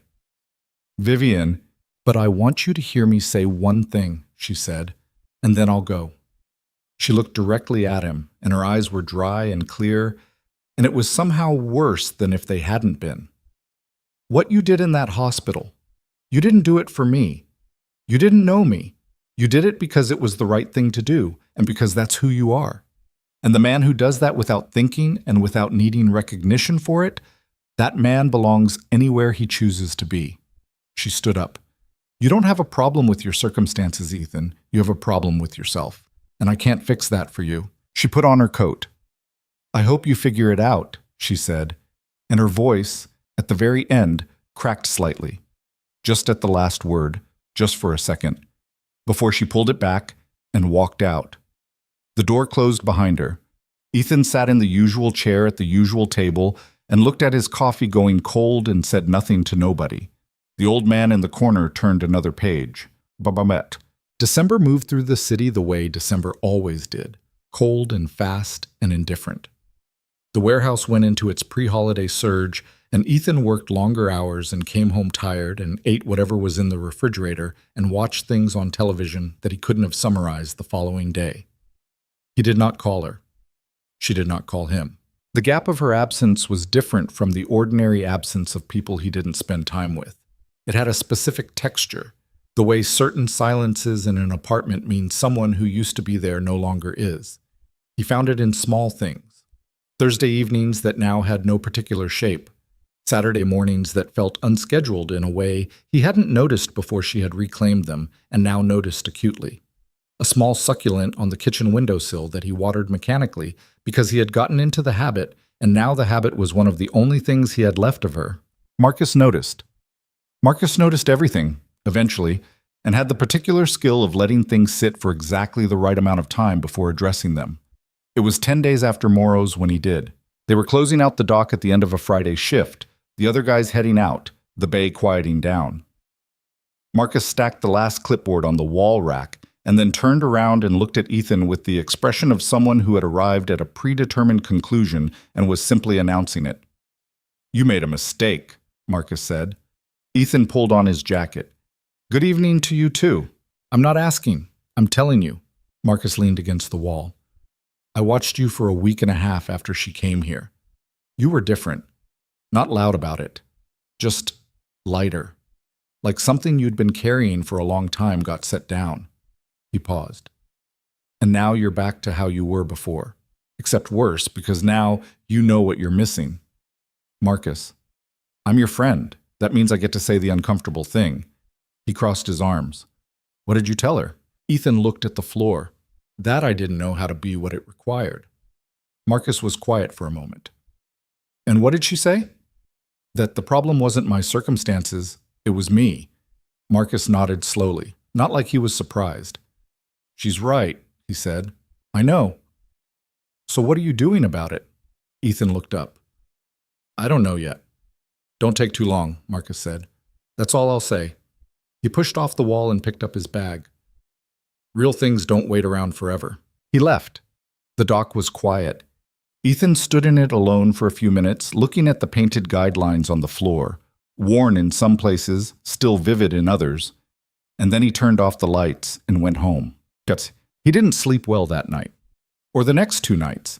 Not the anxious not sleeping of someone whose thoughts are racing, but the slower, duller not sleeping of someone who has been avoiding looking at something clearly and has finally run out of reasons to keep looking away.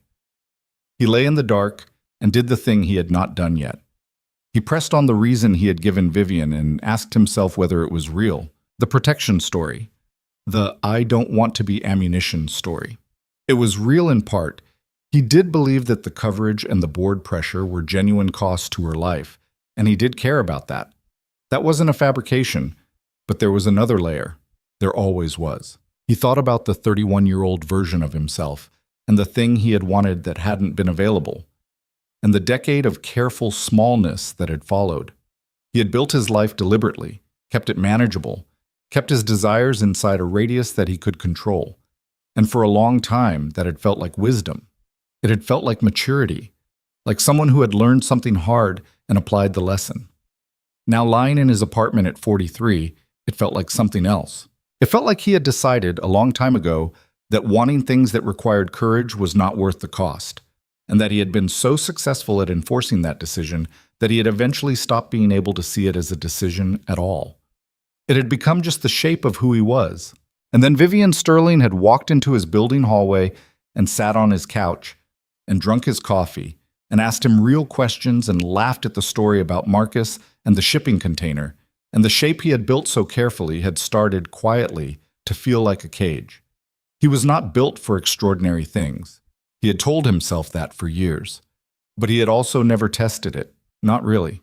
He got up at 6:30 on a Saturday morning and stood at the kitchen window and looked at the street and the small clay pot on the windowsill with the succulent in it that was still, against all reasonable expectation, alive.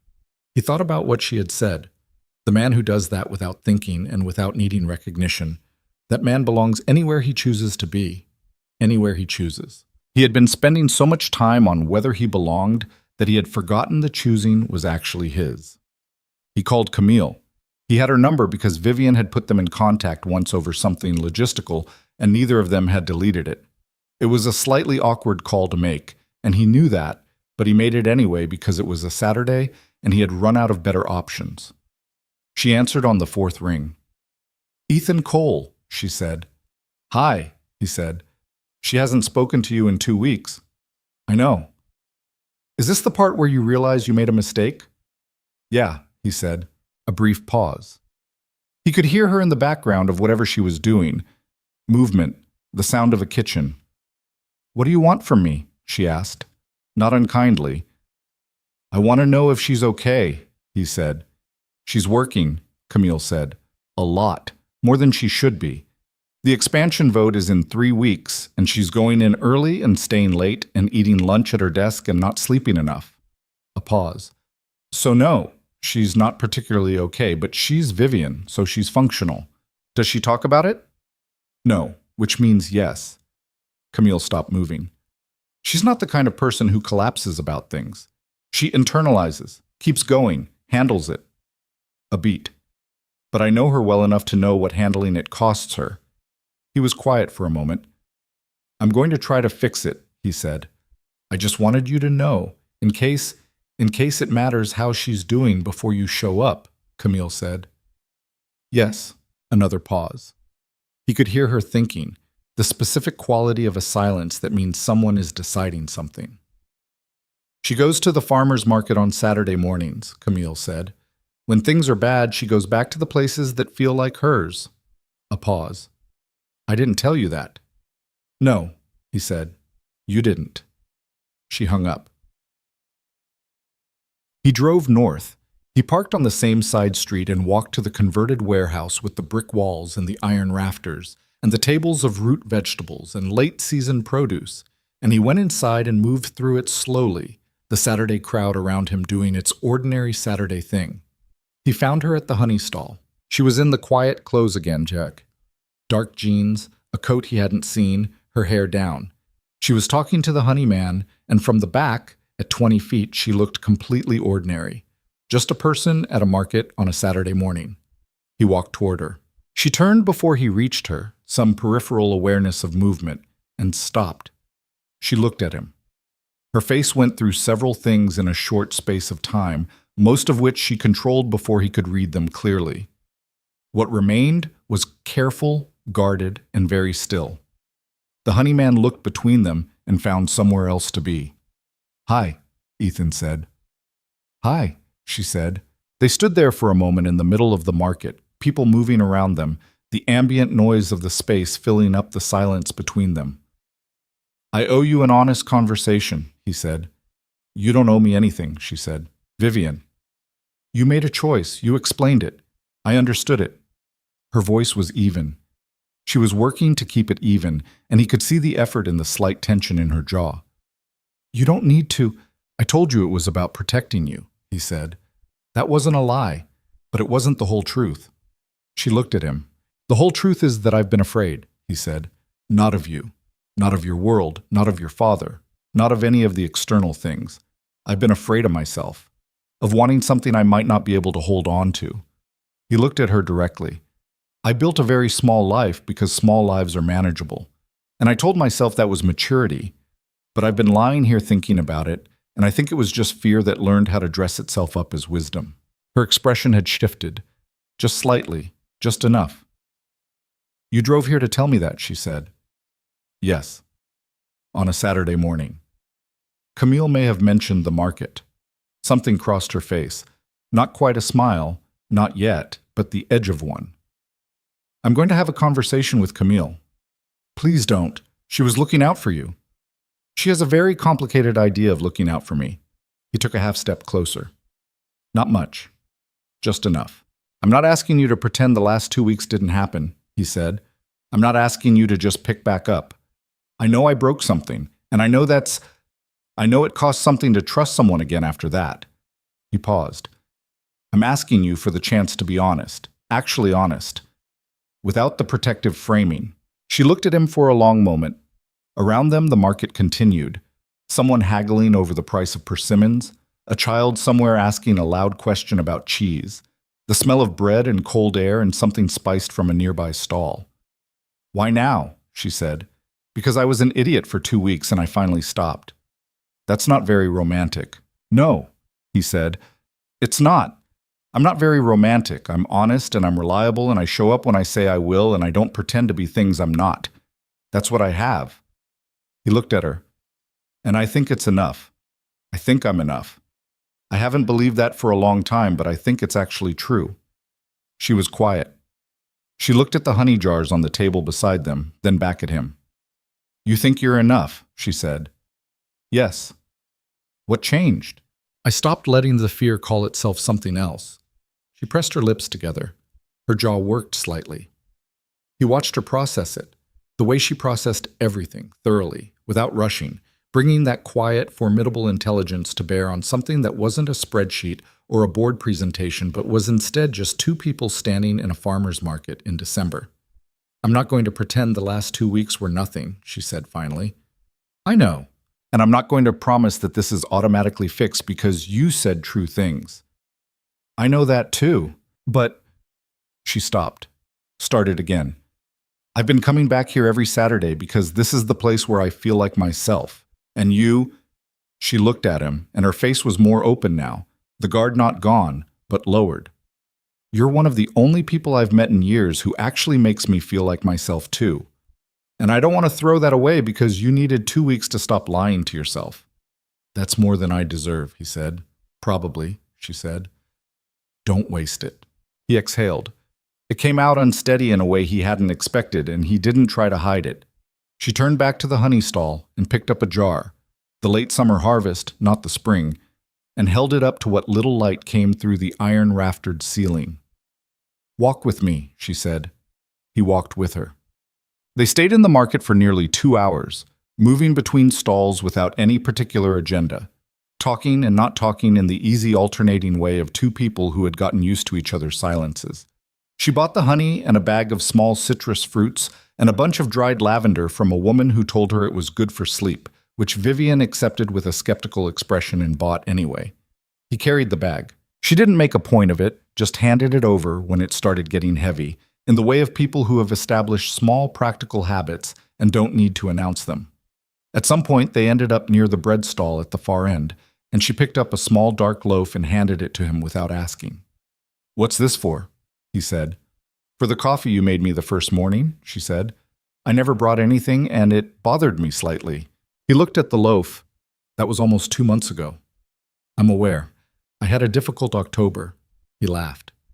It came out real and unguarded in a way that felt good in his chest. She looked at him when he laughed and smiled.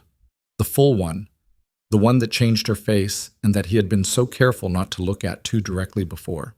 And now he looked at it directly, and it was exactly as good as he had known it would be. Come on, she said.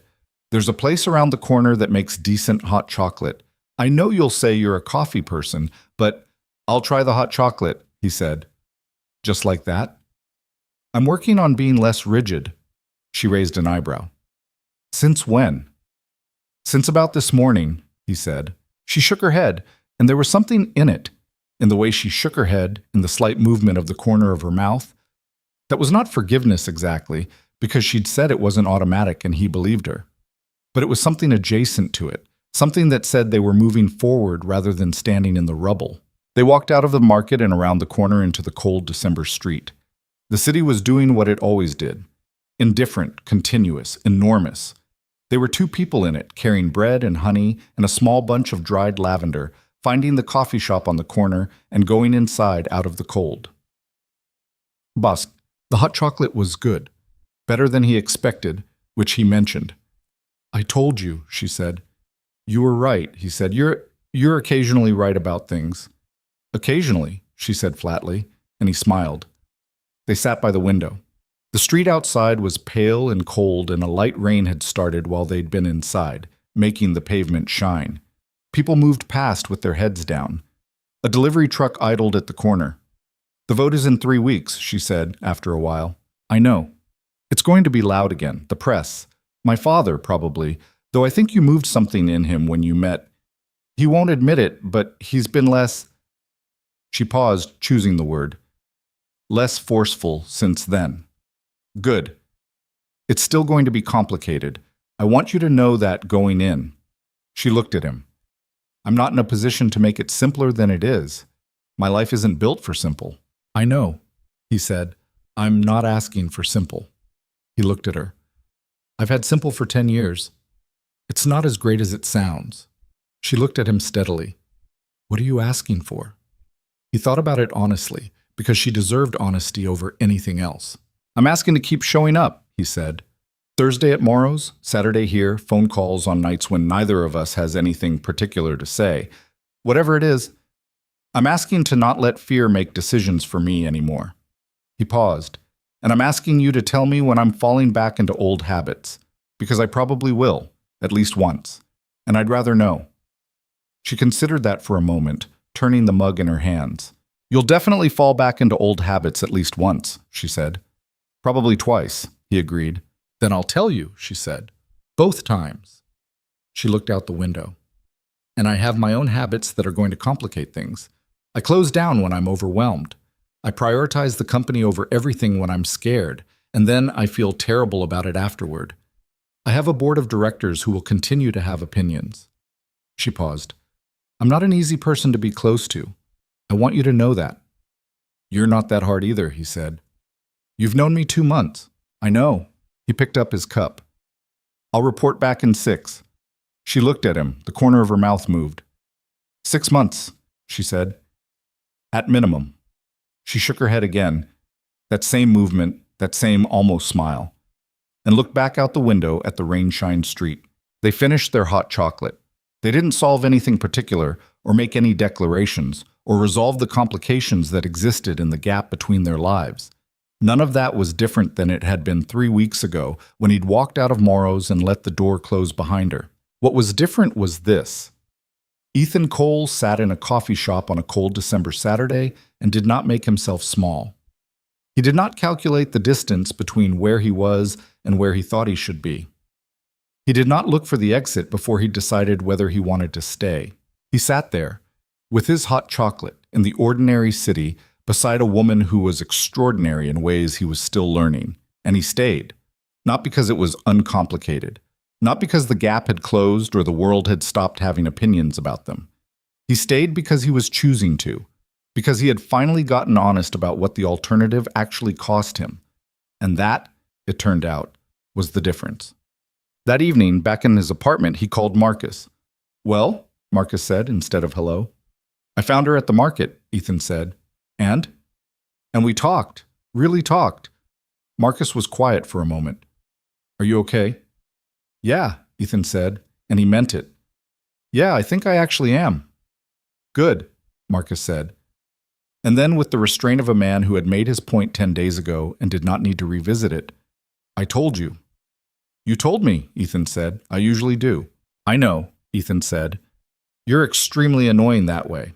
Marcus laughed. The sound of it was comfortable and familiar and good, and Ethan sat in his apartment in the evening quiet and felt something in him that had been braced for weeks finally, slowly, let go. Outside, the rain was still coming down, steady and cold and completely ordinary. The succulent on the windowsill was still alive. He went to bed at a reasonable hour and slept without difficulty for the first time in 2 weeks. In the morning, the city was still there, waiting to be whatever it was going to be. And so, for the first time in a long time, was he. Show more 11:53, Claude responded. The 3 weeks before the vote were exactly as loud as Vivian had predicted. The 3 weeks before the vote were exactly as loud as Vivian had predicted. The financial press ran 2 more pieces, one relatively neutral, one less so, about Sterling Capital's leadership stability. A board member named Gerald Hatch, who Vivian had described to Ethan once as a man who believed the 1990s were the apex of corporate civilization, gave an interview to a business publication in which he did not name Ethan, but made comments about the importance of CEO focus during critical growth periods that were transparent enough to require no interpretation. A gossip site ran a photo taken outside the coffee shop from December Saturday. Ethan carrying the bag, Vivian beside him, both looking at something across the street, with a caption that was not malicious but was reductive in the particular way that captions always were. Ethan read some of it, not all of it. He made a deliberate choice about how much attention he was going to give to other people's narratives about his life, and the answer he arrived at was enough to stay informed, not enough to let it move in and rearrange the furniture. He went to work. He came home. He called Vivian on evenings when she had space for it, and on the evenings she didn't, which were many in those 3 weeks, he left her to it. Not because he had gone cold, but because he had started to understand the difference between being present for someone and needing them to perform presence back at you. She was carrying something enormous. He didn't need to be carried alongside it. She called him at 11:15 on a Wednesday, 12 days before the vote, from what sounded like her car. "I'm sorry," she said. "It's late." "I was awake," he said. He had been. He'd been reading, badly, the same page 3 times. "I just needed to hear a voice that wasn't going to tell me what to do," she said. "I'm not going to tell you what to do." "I know," he heard her exhale. "Gerald Hatch is trying to table the vote." "On what grounds?" "Leadership concern."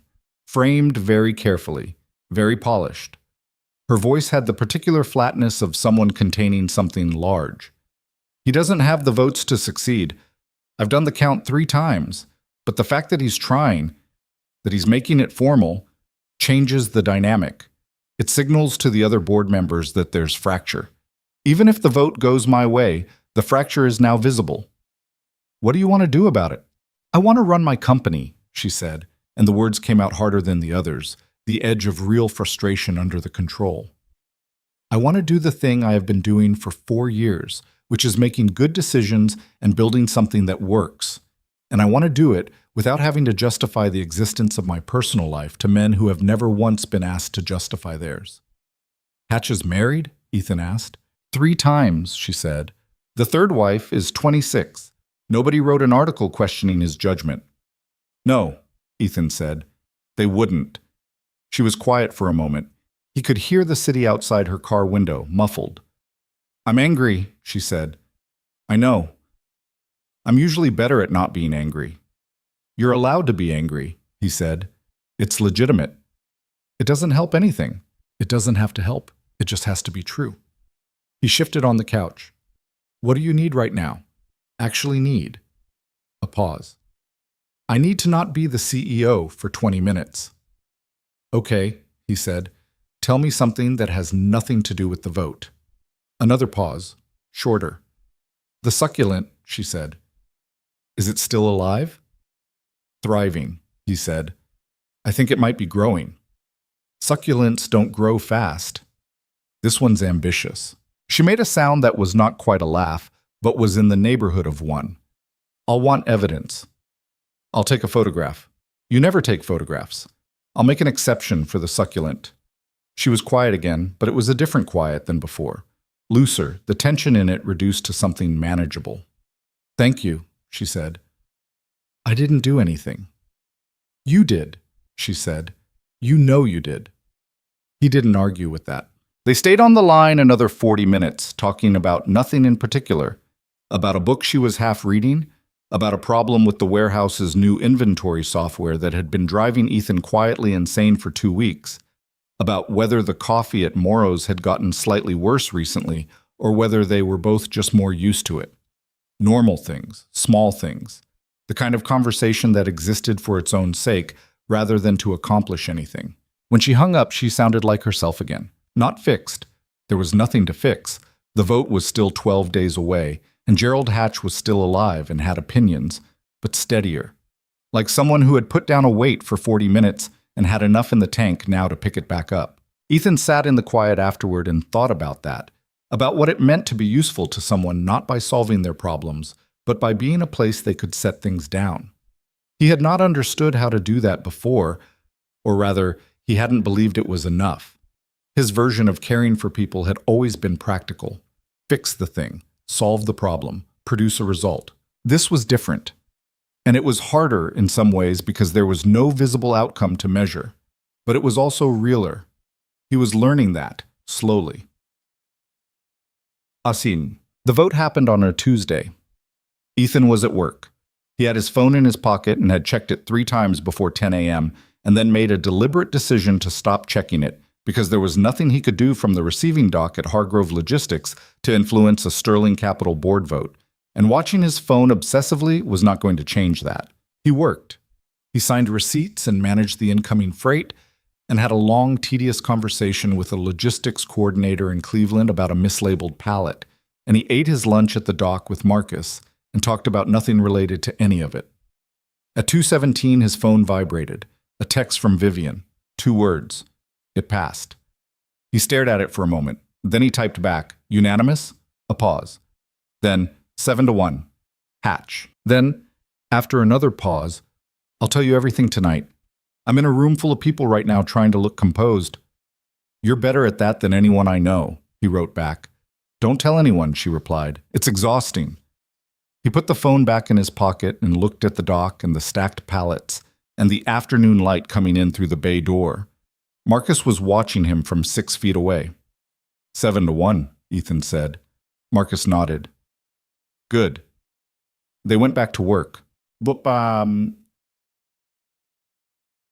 She came to his apartment that evening. Not the building hallway this time. Not a scheduled coffee. She texted when she was downstairs, and he buzzed her up and opened the door, and she walked in still in her work clothes and set her bag on the floor and sat on his couch with her legs tucked under her and her heels somewhere near the door and looked, for the first time since he'd known her, genuinely tired. Not defeated, not broken, just the specific exhaustion of someone who had been holding something very heavy for a long time and had just been allowed to put it down. He made her tea because she had mentioned once in passing that she drank tea when she didn't want to be caffeinated, and he had remembered it the way he remembered the things she said without trying to. She took the mug with both hands and looked at it. Hatch is going to resign, she said, probably within the month. My father called after the vote and said, she stopped. Her mouth curved slightly. He said, and I am quoting directly, you handled it correctly. I'm not going to comment further, which, from my father, is the equivalent of a standing ovation. High bar, Ethan said. The highest. She drank her tea. The expansion goes forward. The Manchester acquisition closes in February. There are 11 things scheduled for the next 3 months that would take 40 minutes to describe. She set the mug on the coffee table. And tonight, none of that is what I want to think about. What do you want to think about? She looked at him. Nothing, she said. I want to sit here and not think about anything. Is that allowed? You don't need permission, he said. I know. I'm asking anyway. She looked around the apartment, the shelf of paperbacks, the worn couch, the faint sound of the city coming up from the street, the kitchen light on. This place is very good for not thinking. It's not much. It's yours, she said. That's what makes it good. He sat in the chair across from the couch, and they didn't talk for a while, and it was the comfortable kind of not talking. Outside, the radiator knocked at 11, right on schedule, and she glanced toward the sound. It does that every night, he said. I know, you told me. She looked back at him. I like it. It's a broken radiator. It's reliable, she said. That's not nothing. He looked at her. This woman in his apartment on his couch with her shoes off and her tea going slightly cold and her careful composure loosened enough to show the person underneath it. And he thought about the hospital waiting room and the plastic chair and the 2 words he'd overheard in a hallway and the 11-minute confirmation that had changed the direction of everything. He thought about how a thing so small and so unremarkable had bent the entire trajectory of his next several months, his entire sense of what his life was capable of containing. He had been sitting in that waiting room expecting nothing. That was the part he kept coming back to. He hadn't been searching for anything. He hadn't been hoping. He had been reading a 2-year-old home improvement magazine and waiting for his name to be called. Sometimes that was how it happened. Not with intention, not with strategy, not because you had finally become the right version of yourself, just because you were in the right place and you did the right thing, and the world turned on that small pivot in a direction you couldn't have anticipated. What are you thinking about? She asked. The waiting room, he said. She knew what he meant. The plastic chairs. Yeah. She considered that. Do you think about it a lot? Sometimes, he said. Not the way I used to. It used to feel improbable, like something that shouldn't have happened statistically. And now? Now it just feels like the beginning of something, he said, which is what it was. She looked at him with that clear, direct gaze of hers. Are you glad? She asked. Not coyly, just honestly. Yes, he said, no hesitation. She held his gaze for a moment, and something in her face went soft in the way it rarely did. Not weak, not unguarded, just soft, like a room with the lights turned down to the right level. Me too, she said. January came. The coverage quieted without disappearing entirely. It never disappeared entirely. That was the nature of her life, and he had accepted it. But the tone changed once the vote passed and the expansion was announced and Sterling Capital had something concrete and successful to report. The story shifted from question mark to statement, and statements, he found, attracted less breathless speculation. Gerald Hatch resigned in mid-January, citing personal reasons, in a letter that was so carefully worded it communicated exactly nothing. Vivian forwarded it to Ethan with no comment, and he texted back a single punctuation mark, a period, and she replied with a period of her own, and that was the entirety of what either of them needed to say about it. James Sterling called Ethan once, in early January, on a Sunday morning. Ethan was in the middle of making eggs and answered without looking at the screen. Mr. Cole, James said. Ethan moved the pan off the heat. Mr. Sterling, I want to say something, and I'd prefer to say it directly, rather than through Vivian. A pause. The specific pause of a man who had arrived at a position that cost him something and had decided to pay the cost. I was wrong about what I told you, not about the concerns. Those were real, and some of them still are. But about the conclusion. Another pause. You've been steady with her. Through something that would have made a less certain person cut and run. He stopped. She's not easy to be steady with. I know that better than anyone. Ethan thought about the right thing to say to that. She's worth it, he said. A brief silence. Yes, James Sterling said. She is. He paused once more. I'll let you get on with your Sunday. Thank you for calling, Ethan said. The line went dead. He stood in his kitchen for a moment, holding the phone, and then put it down and moved the pan back onto the heat and finished making the eggs.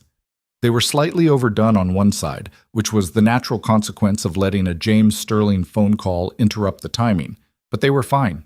He ate them at the kitchen table and looked out the window at the January street and felt something in his chest that was quiet and steady and warm, the way good things feel when they have earned their place.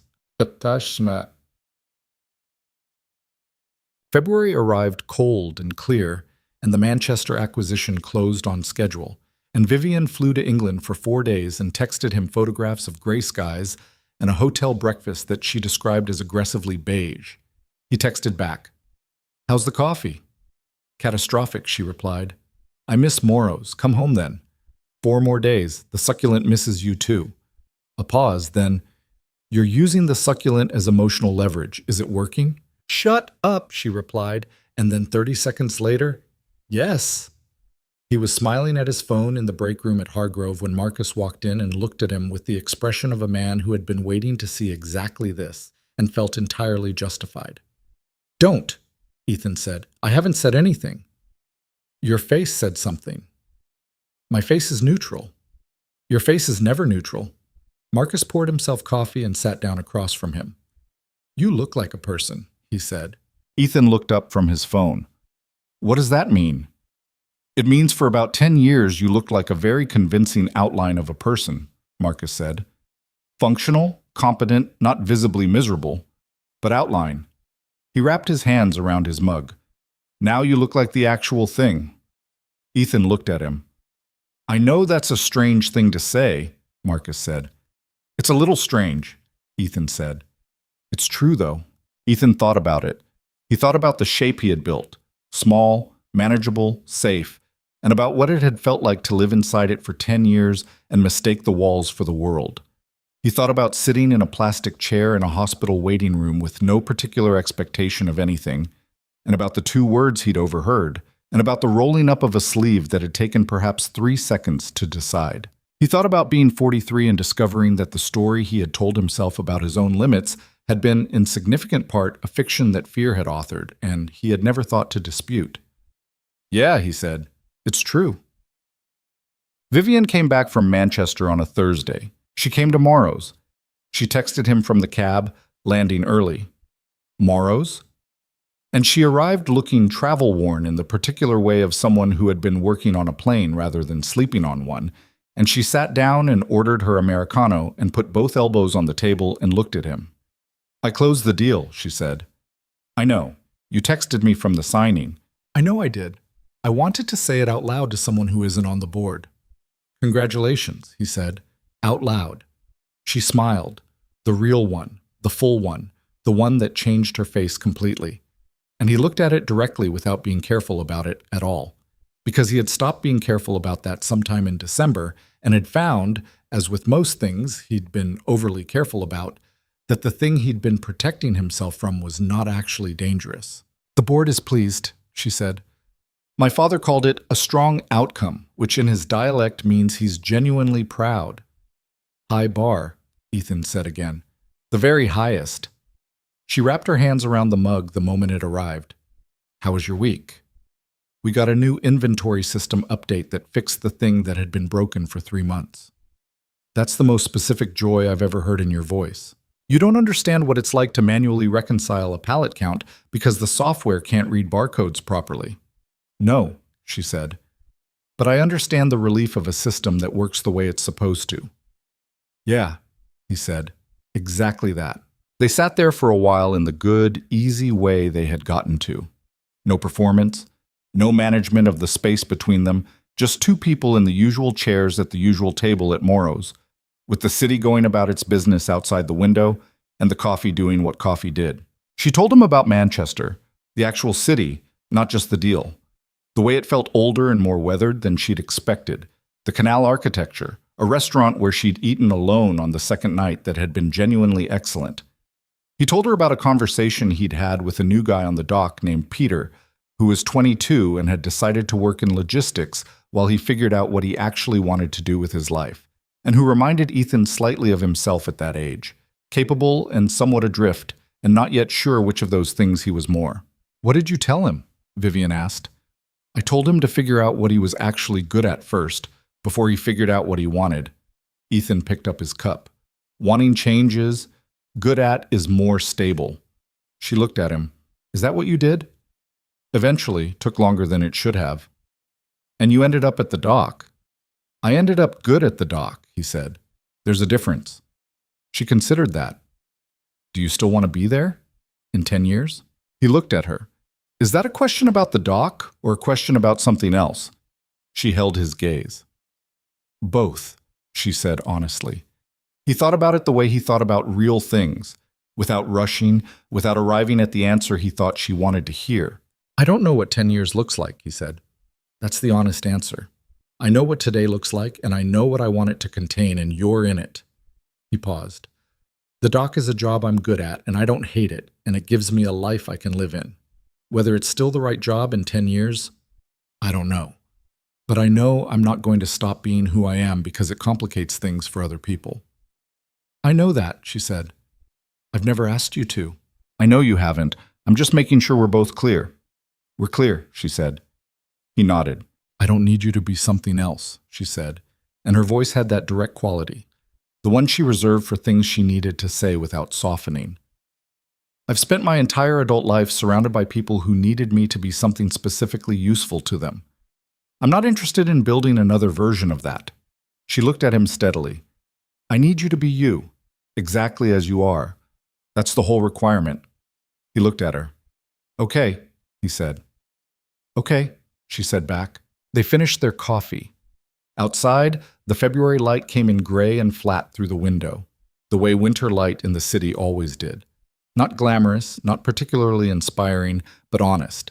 It illuminated exactly what was there and nothing else. The Sunday of that same week, he drove himself to a hardware store and bought a small kit for fixing side mirror glass. He parked the Civic in the lot of his building and sat on the curb next to the passenger side and worked at it with the careful patience of someone who had always been better at fixing things with his hands than he was at fixing things in his head. The crack was clean and the replacement piece fit precisely. He pressed it into place and held it and waited for the adhesive to set. When he stood up and looked at it, it was right. Not new. The housing was still the same worn plastic it had always been. But right. Fixed. Functioning the way it was supposed to. He didn't know why that felt significant.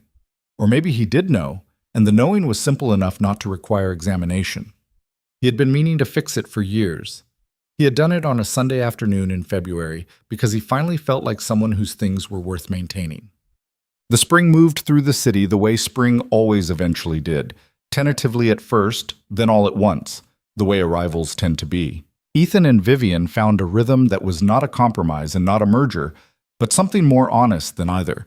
Two lives that remained distinct and continued on their own terms, and also genuinely contained each other. She still ran Sterling Capital with the focused, formidable efficiency that was simply who she was. He still worked the dock at Hargrove, still went to Morrow's on Thursday mornings before his shift started, still called Marcus when he needed to say something out loud that he wasn't sure about. The rhythms they had built, the Thursday coffees, the Saturday markets, the Sunday phone calls, the evenings at Louie's, the occasional text sent from a place the other person wasn't. Those rhythms had become the texture of something that had no name they'd put on it officially, but that both of them understood and neither felt the need to formalize before it was ready. She met his neighbor from upstairs once, accidentally, the woman with the heavy footsteps whose name turned out to be Diane, who was 61 and a retired postal worker and who walked the way she did because she had bad knees and had adapted her gait accordingly. Vivian talked to her for 20 minutes in the building hallway about her knees and a treatment approach she'd read about with the same focused attention she brought to board meetings. Diane called Ethan the next day to tell him his girlfriend was extremely impressive. He had not corrected the word. He mentioned that to Vivian later, and she looked at him with slightly raised eyebrows. "You didn't correct it," she said. "No," he said. "Should I read into that?" "You can read into whatever you like," he said. "I'm just reporting what happened." She looked at him for a moment. "Ethan Cole." Vivian Sterling. She shook her head, the particular head shake, the one with the almost smile attached, and looked back at whatever she'd been reading, and he felt something warm and solid in the center of his chest that was not a beginning anymore, and was not an arrival either, but was something better and more durable than both. It was simply the way things were now. He thought about the blood donation sometimes, not obsessively, not with the significance he might have attached to it in the first weeks. Just occasionally the way you think about the pivot points of your life once enough time has passed for you to see the shape they made. He had been 43 and unremarkable. He had been sitting in a plastic chair under fluorescent lights with a lower back that ached, and a magazine he wasn't reading. He had overheard 2 words, a B negative, and done a thing that took 11 minutes to arrange and 3 seconds to decide. And that simple, unremarkable act had folded his entire life in a new direction. He had not done it for recognition. He had not done it with any thought of what might follow. He had not, in any honest accounting, done it for any reason more complicated than that it was the right thing and he was there and he was able. That was the part he came back to. Because he was not, by nature, a man who had believed his presence made a significant difference. He had kept his life small and his expectations modest and his footprint limited, and he had mistaken the smallness for a kind of integrity, for the acceptance of reality, the graceful acknowledgement of limits. He had told himself the story of a man who knew his place and was comfortable there, and for a long time that story had been easy to live inside because nothing had come along to press on it. And then something had. Not because he went looking, not because he had become someone better, but because he was in a waiting room and he heard 2 words and did not look away. The thing he had learned, slowly, and through the specific kind of discomfort that only comes from honest examination, was that limits are real, but they are also partly constructed. That the stories we tell about what we deserve and where we belong and what we are capable of containing are not simply descriptions of fact. They are choices. We make them so gradually and so early that they stop feeling like choices, but they are. They are always, somewhere under the accumulation, choices. He had chosen small for a long time. He had good reasons for it. He was not going to pretend otherwise or perform some retroactive shame about a decade that was simply what it was. But he was 43. He was not 25. He was not building something from scratch, and he was not saving himself from some future error. He was living his life now, in the time he had, and the question, the only real question, was whether he was going to live it with his hands open or closed. He had spent a long time with his hands closed. On a Saturday morning in April, they were at the farmer's market. Not a special occasion, not an anniversary of anything, just a Saturday morning, the market in full spring form now. Strawberries early and imperfect, asparagus in thick bundles, bread that smelled like the inside of something warm. People with dogs, people with children, people with no particular agenda and nowhere specific to be. Vivian was at the honey stall again. She was in the process of explaining with complete seriousness to the honeyman why she preferred his late summer harvest to his spring, and the honeyman was listening with the expression of someone being given an opinion they hadn't asked for and were finding more interesting than expected. Ethan was carrying the bag. He had stopped noticing that he was always carrying the bag. He stood a few feet back and watched her.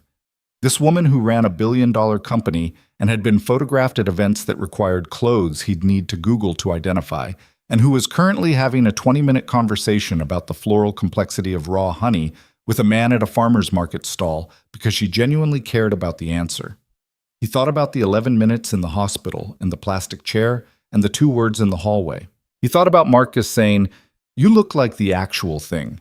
He thought about a small clay pot on a kitchen windowsill with something green in it that was still, improbably, alive. She turned and found him watching her, and her expression shifted into the real one, the one that was just her face doing what her face did when nobody needed anything from it. "The spring harvest is actually better this year," she said, walking toward him. He changed his sourcing. "I believe you," he said. "You didn't ask." "I don't need to. I trust your honey judgment completely." She took the bag from him, put the jar inside, and handed it back. "I'm going to get the bread," she said. "You want the apple cider vinegar one or the plain?" "Surprise me," he said. She looked at him. Something in her face moved, briefly, barely, a quality of warmth that was more felt than seen. "Okay," she said, "don't move." "I'm not going anywhere," he said. She went to get the bread. He stood in the middle of the Saturday market with the bag and the honey and the ordinary noise of the city going about its ordinary business. And he felt the solid, unspectacular, completely genuine weight of a life that had become large enough to hold what mattered. Not perfect. It was never going to be perfect. There would be board votes and coverage, and James Sterling's carefully worded assessments and Hatch's successor having opinions that were also inconvenient, and there would be mornings when the gap between their worlds felt more structural than navigable, and there would be moments when old fear showed up wearing wisdom's clothes and needed to be addressed again. There would be all of that. There always was. But there would also be this: Saturday mornings and honey jars, and a woman who argued seriously about sourcing and carried her own weight and showed him, by simply being what she was, without apology, that presence was not a liability and that a life lived fully was not the same as a life lived recklessly. There would be this, and the dock in the early morning light, and the coffee at Morrow's, and the radiator knocking reliably at 11, and a small green thing on a windowsill that had outlasted every reasonable expectation. There would be all of that.